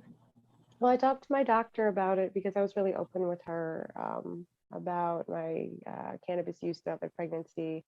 The hospital that I went to doesn't test for cannabis, so it wasn't something I was very thankful that I wouldn't have to worry about, CPS or anything like that, because not all states operate like that. So there are plenty of mothers in other states that, if the hospital tests and they test positive for THC during their pregnancy, I don't know what the actions are that the hospital will take. So I guess that would be my main priority, is what are your hospital's policies when it comes to testing. That's always key, because it's different than the law hospital policy. And be open with your doctor. And if you're not open with your doctor, get a different doctor. If you can, get a doctor that you can talk to. Because I found it beneficial throughout my pregnancy. I didn't see where it hindered me or my child. He was born beautiful and healthy, with the exception of when he was delivered. Something that happened with the cord, and it tore instead of being cut. So that's his blood flow, that's his oxygen that was immediately taken away, and he took in a bunch of amniotic fluid and all the membrane on him before it was cleaned off, so he got sick. But he spent the first week in intensive care with fighting off pneumonia and healing a little tiny hole in his lung, because when he did that, it happened so fast. That just happened. And I remember that week I didn't leave the hospital, and I didn't consume. That was my first time not consuming cannabis, and it was the worst week ever, because your hormones are, I don't think there's any way to describe the kind of hormones that you go through immediately postpartum having a baby. It's really like it's a really big mental toll. It looks pretty online and there's lots of pictures, but there's a huge mental toll. I think for dads too, if they're a part of the whole experience and they watch their wives go through it, that first couple of weeks right after having the baby is just, it's a huge shock. This thing that was inside of you was just here, and not having cannabis that week was really hard, and I was in a lot of pain postpartum physically, and I didn't want any opioids, so that was really hard. And I remember my son's dad sneaking the pen into the hospital, and I remember trying to hit it and coughing and being in so much pain that I was scared to smoke. So then I had a good friend get me some RSO, and once I got home, it was really small amounts. I'm talking like bean size, little like, little pinto bean size amounts. And it was a good better recovery, a much better recovery. And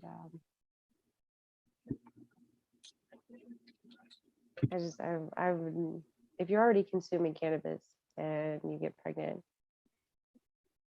the biggest concern my doctor had was the combustion from the lighter, and she said that there wasn't any way to know if my meds were clean. And when I told her I grew and showed her pictures of my garden, she didn't really know what to say except okay. And that felt really good. That felt really good.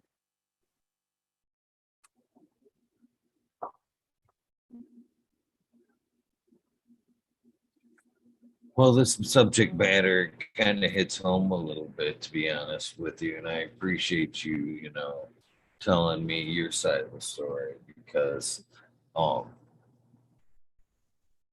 I'm going to be a grandpa on Tuesday, No and my way. oldest daughter has posed this. We've struggled through this. She's a cannabis user, Okay. and came to me, you know, wanted my advice early on about, cannabis and pregnancy.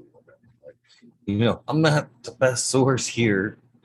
You know what I mean? But I think, out of all options, I think, again, in moderation, like I said, it's a good stress reliever.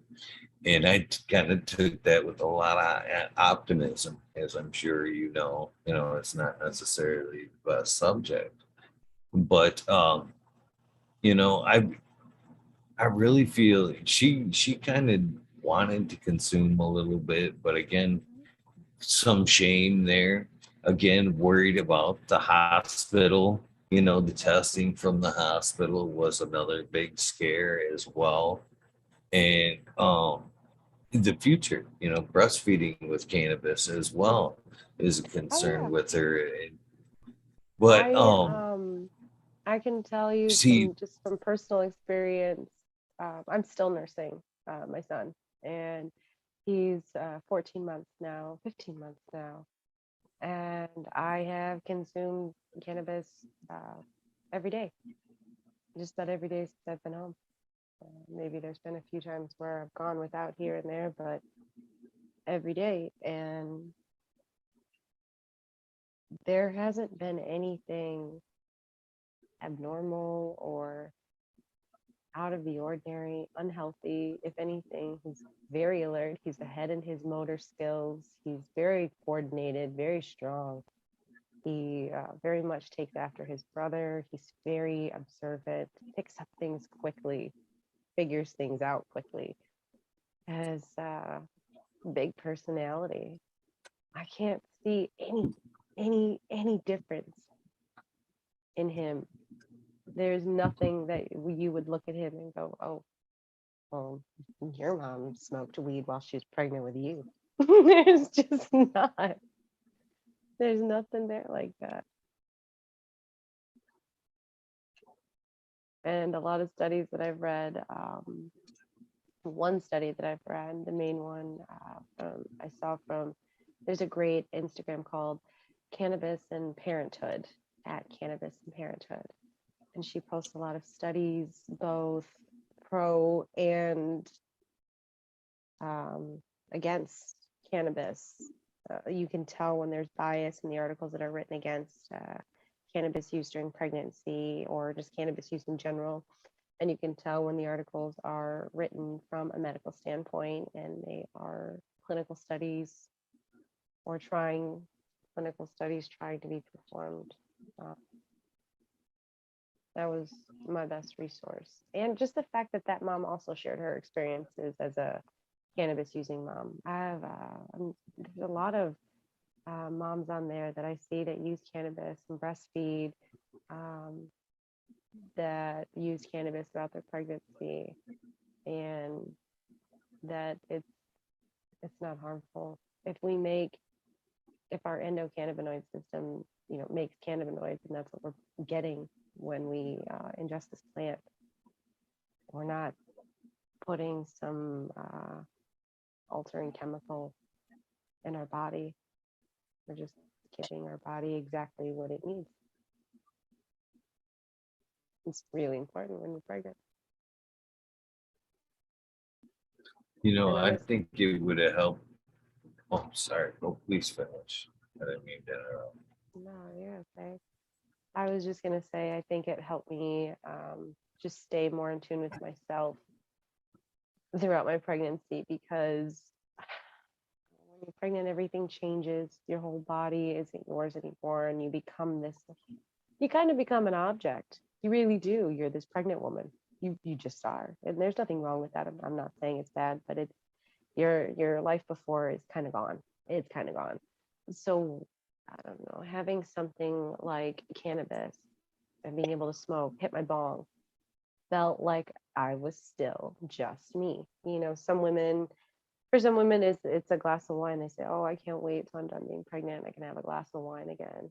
You know, I never had that because I smoked and I was able to keep that, and I never felt like I had to complain or felt like I was missing out on that. I feel like that was a huge benefit. I think there's a lot of moms that would very openly agree with that if there still wasn't a possibility that someone they knew wouldn't shame them. Because even if you have people in your corner that say, yeah, that's great, there's still a lot more people out there that would love to project onto you and tell you what you're doing wrong.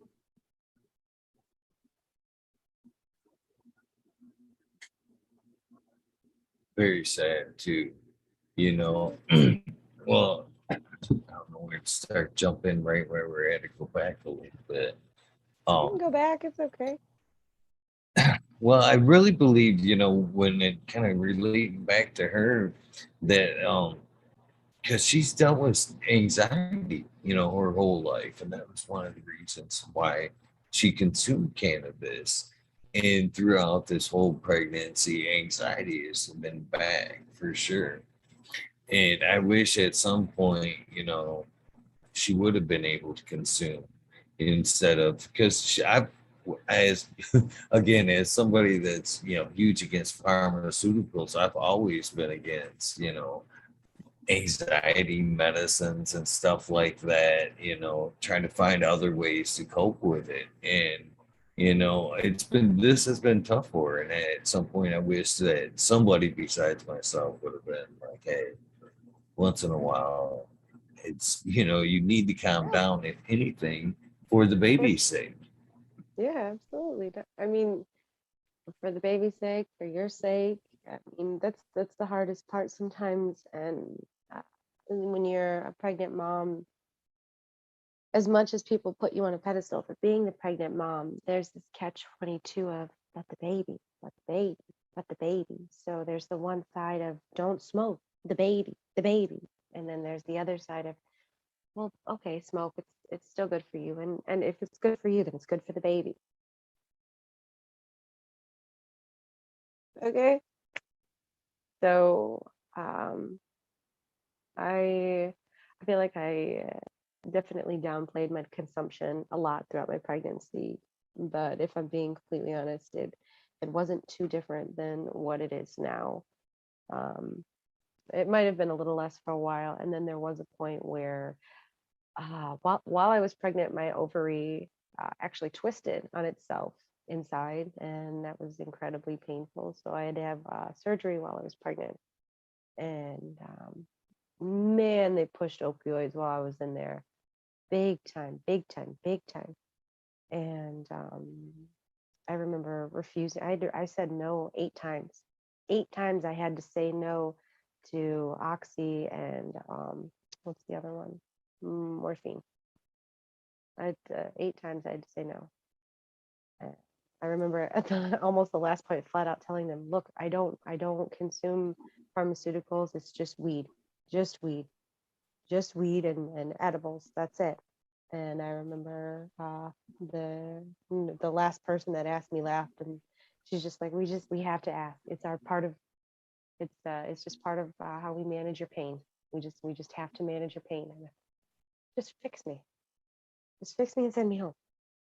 I'll manage my pain. And I remember getting home, and because of where they had to go in, it was right around my diaphragm. So anytime I coughed, or anytime I laughed, or anytime I had any sudden movement in my stomach, oh, it was so painful. So I actually went through like a good month where I didn't smoke. I would just have some RSO, or I was getting gummies too, or something like that. And that was throughout my pregnancy, and that helped a lot during recovery and just feeling like myself. You know, I think that's what I'll keep coming back to, is just being able to feel like myself and not let the symptoms that come along with pregnancy kind of consume you. Mental symptoms too, because you're right. I wouldn't be surprised if her anxiety was up, and um, it's so many thoughts. It's a baby, so the thoughts that take over your brain, and sometimes it's really hard to quiet those thoughts and the what ifs, especially if they're negative thoughts, you know. And cannabis kind of helps all those thoughts go shh. You know that's not true, and you can agree with that. But yeah, okay, that's not true. I'm going to be a great mom. I'm doing everything right. I have eaten enough. I have done enough. I'm enough. It's enough. All good. Rather than, stressing or crying or sobbing. That's, that's really hard, especially when you're pregnant.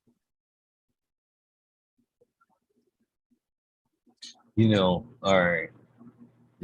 I'm back. I'm back to where I wanted to be before I backed way up. Okay. And the fact that, they would offer you that type of medication, right off the bat, freshly after, birth there, No, I hadn't had birth. I was still knowingly. pregnant. I was, Oh, okay. yeah, I was still Just as pregnant. bad, Yeah. really. Um, but what I'm kind of getting here though is cannabis is bad, but sending this opiate through your system is somehow okay, which is, addicted to you. You're putting a newborn through that, a drug that any other time most adults have to be weaned off of and can't properly wean themselves off of because they can't understand the opiate pains from their pains, much less to put an infant through that, even, throughout that person, that before or after birth, that's going to enter the baby system at some point. How can that be okay versus a natural substance? Now, even more said to that is the fact that they want to give that small infant shots as soon as they can. Artificial stuff with side effects that, I can just harm say the no to a baby with lot of more. those things too. It's Yeah. interesting how the medical system is set up systematically, and how it's become so ingrained and it's so normal. Everything that you just described is very normal, and I don't know. I don't know much about the opioid epidemic. I know it was while I was growing up. It was in the 90s. Was the biggest chunk of it when most people died, and I'd say the most drugs were prescribed into the early 2000s. And I think people got a realization of what was going on by, I'd say, 2010s and 11, 12, etc. And I think only now are we really uh, reprimanding companies and holding doctors and medical facilities accountable and liable, because uh, opioids were just about a dollar. That's all they were. It was just about getting money. It wasn't really about helping people or managing pain. It was about creating lifelong patients. Lifelong patients. That's really what it was. And I believe that it has helped some people manage their pain. And there have been some people that are actively managing their pain with these opioids and high functioning, and that's great for them. And the majority of the people that are on these pain meds, though, are not high functioning. Majority. And to try to rehabilitate that into cannabis users, like you were saying, with the rehab and the cultivation, I think would be a really great idea. Much better than probably most of the standard rehabs that people go to right now.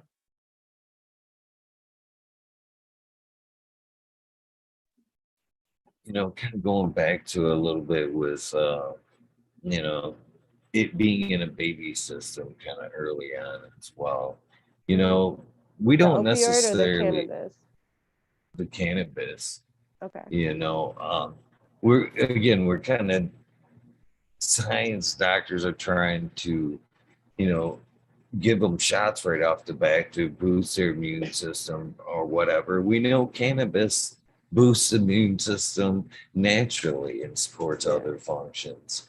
You know, we don't necessarily understand the endocannabinoid system yet. One thing that they're finding out for sure as we age, it has different functions. You know, as we get older, we tend not to necessarily get as high from it as much. It necessarily goes, it gets worked in different ways. But who's to say earlier on, say in the infant's life, Hmm. that it isn't completely beneficial? You know, they're finding out more so now that patients that are able to get RSO earlier on can, you know, repair brain function to damage areas. So how can they Yeah. necessarily, again, a bad Because thing? Uh, I don't think it's a bad thing. I just think the way it's I think it can correlate or mirror the same way that you're a lot of people are taught, you know, simply this is a drug, this is bad, follow these rules, do ABC. It becomes ingrained, and they teach their kids and they repeat those behaviors even subconsciously in everyday lives. Even the way we drive, we follow the rules. It's just ingrained in our behavior. So I think that when it comes to changing the rules in the medical system, it's going to take some time. It's going to take a lot of education, and it's going to take probably some mistakes and some realizations. Um, who knows? Who knows what? I feel like if we as a community, as a society, had never been introduced to Charlotte's story, that CBD wouldn't have made the connection that it did to so many people in hemp. It wouldn't have touched so many people and opened so many people's eyes. You know, and it was a real shame that the highlight of that was that she needed her medicine and they were trying to get different states legal approval. They were trying to go against the rules because it was considered bad. And then eventually their farm and their whole story was what it's really inspiring. Charlotte's story, Charlotte's strain, um, Charlotte's Web is the strain. But that was just an example of how medically beneficial it is, yet how it was illegal, you know. I shouldn't put quotes, but it was technically illegal. And even seeing some parents in states now trying to get their kids medicine like that, and it blows my mind. It blows my mind, and I wish it would change a lot faster, a lot faster. And I think as far as like the hospitals go, you just got to find the right one. I was lucky in the hospital that I was at with the cannabis use, and that they did not push back on my declines for the I think it was 6 different shots that my son would have gotten, including a vitamin K shot, and we declined on all of those, and declined on the ointment in the eyes. There were a few other things that they wanted to give him that we declined on that head. When I was asking the nurse about them, even she couldn't really tell me what they were for. She just said, "Oh, it's just it's just what we do, honey. It's not bad. Um, it's just it wasn't good enough a reason for me to just be like, yeah, okay, go ahead and do it." And I was lucky that there wasn't a lot of pushback on that, or I wasn't questioned on why I wasn't doing these things for my kid. That the hospital that I was at was very okay with my choice. Very okay with my choices. I think it's all about the hospital and their policies and the image that they're trying to present to the world. Because I mean, the hospitals really are about saving lives, but at the end of the day, they're businesses. They make money, and the area that they're in depends on who they appease to. For instance, I gave birth at the University of Michigan in Ann Arbor, a city in Michigan that is home of, 420 hash bash protest. It's now more like a little block party festival, but it used to be a protest. So the city's a little different. Weed is making that city so much money, it's ridiculous. Ann Arbor, anyway. As well as the U of M. The U of M makes the city a lot of money. You always follow the money.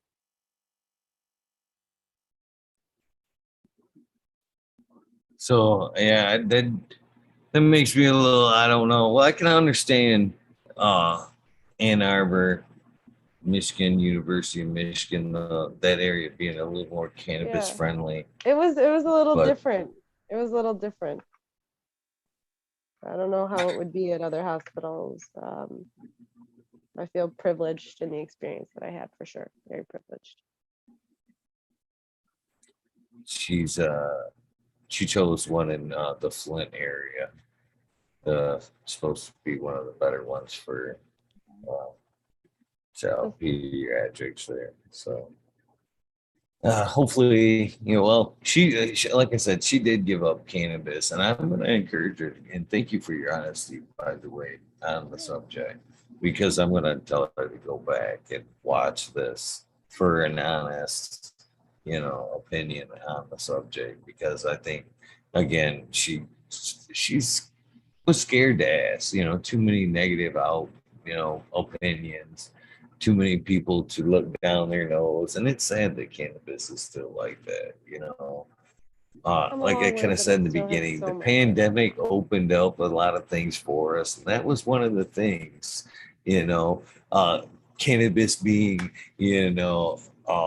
essential, and a medicine, Yeah. kind of let those of us caregivers, people who consume cannabis, was like, yeah, told you so. We got vindicated a little bit, but in still, there's a lot of people that do kind of look down their nose Oh at yeah. cannabis users. We haven't won the fight yet. No, I think it's still a long uphill battle. And I think that with the way that the commercial industry is changing things and the accessibility of recreational weed, it's changing even more and even faster. And I feel like it's constantly being remolded. Everything from just your typical edibles to spa, high-end spa, facial products and hair care products. Even in CVS now, I'm seeing hemp lotions and face creams and hemp this and hemp that. And I'm just like, wow. But hemp is always the last ingredient on the list. And I think to myself, so you're not paying for any hemp. You're paying for the first 5 ingredients on that bottle. I promise you. That's majority of what you pay for is the first 5 ingredients in skincare bottles. That's what my other business was. Hi Gorgeous. It's Hello Gorgeous is the aesthetics, my aesthetics skincare. I studied skincare extensively before I was a grower. All things beauty, all things makeup, all things skin and health of skin, layers to the skin, diseases of the skin, products of the skin, everything.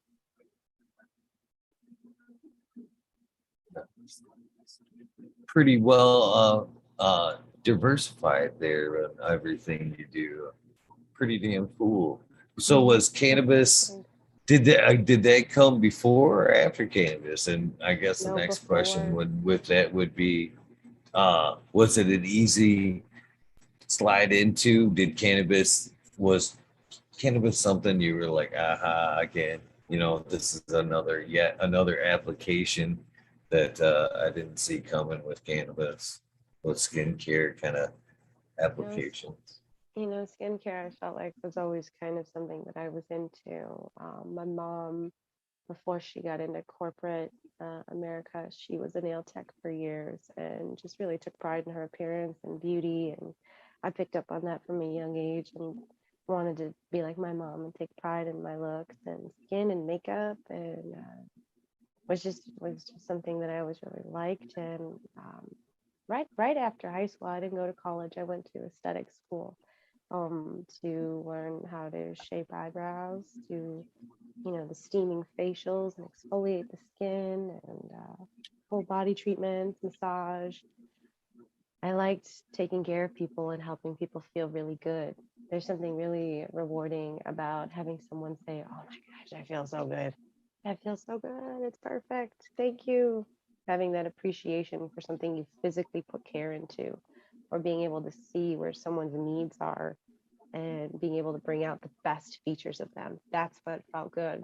Doing someone's makeup and being able to highlight all their best features and having them really like what they see was so rewarding and nurturing and fun.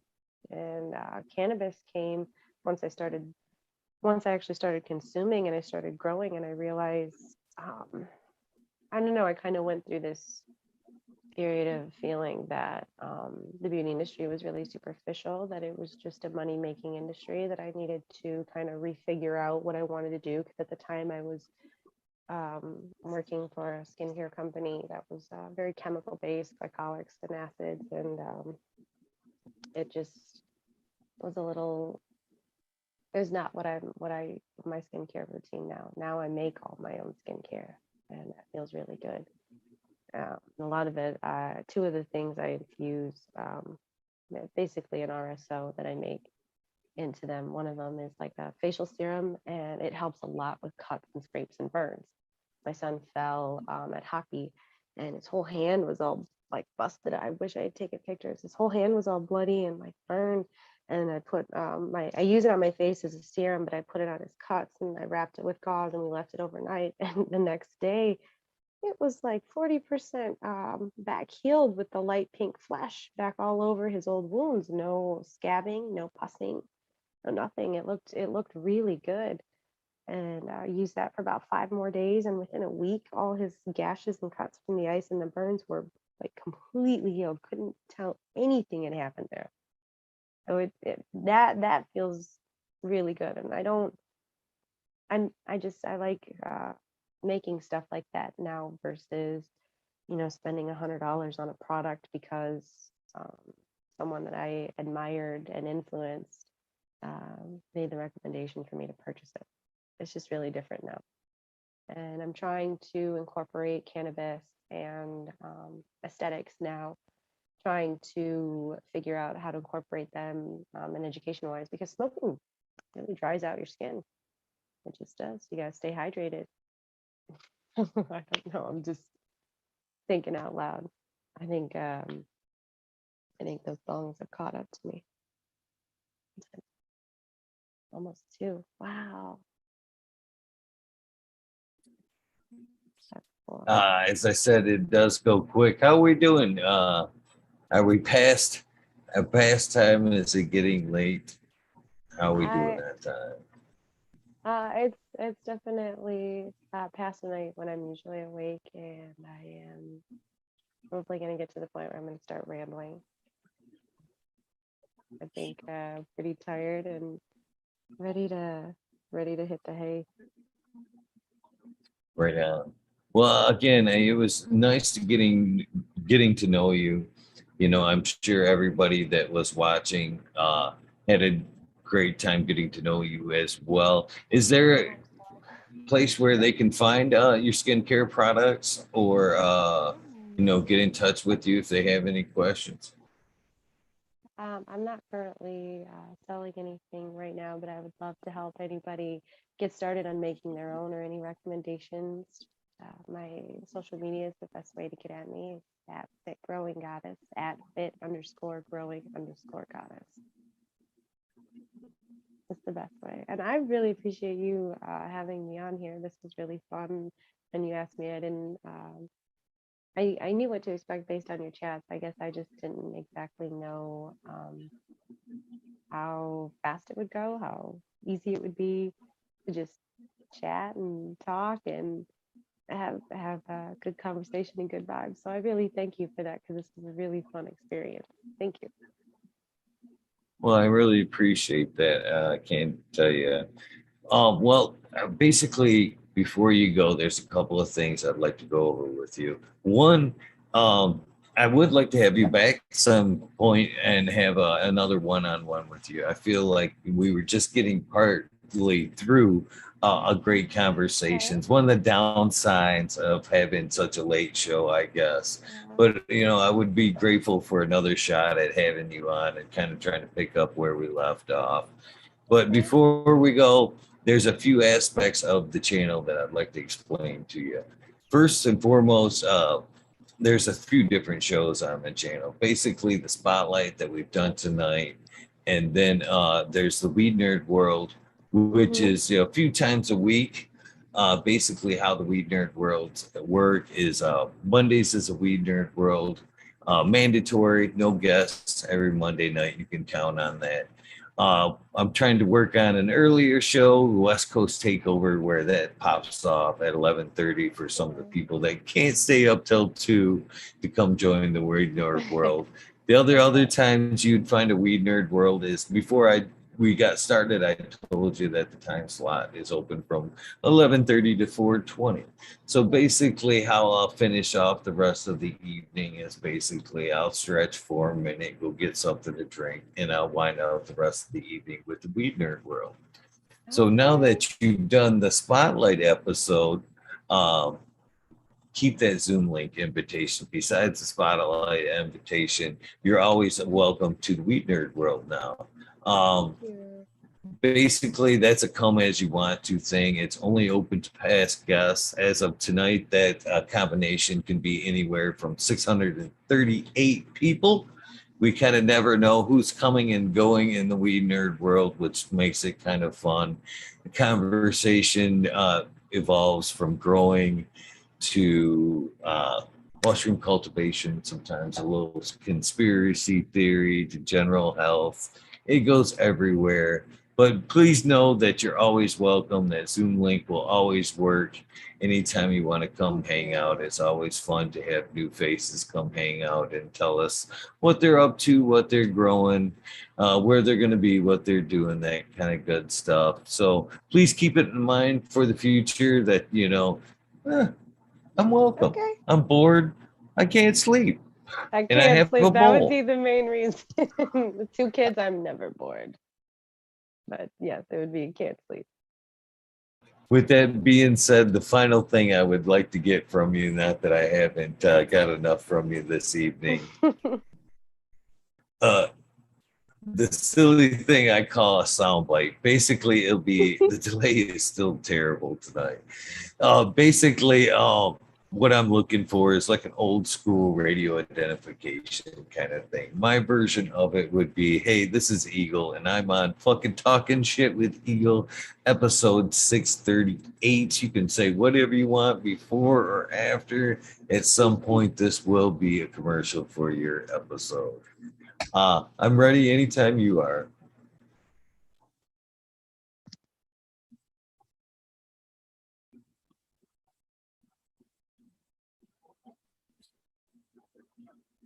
No. Oh, yes, please.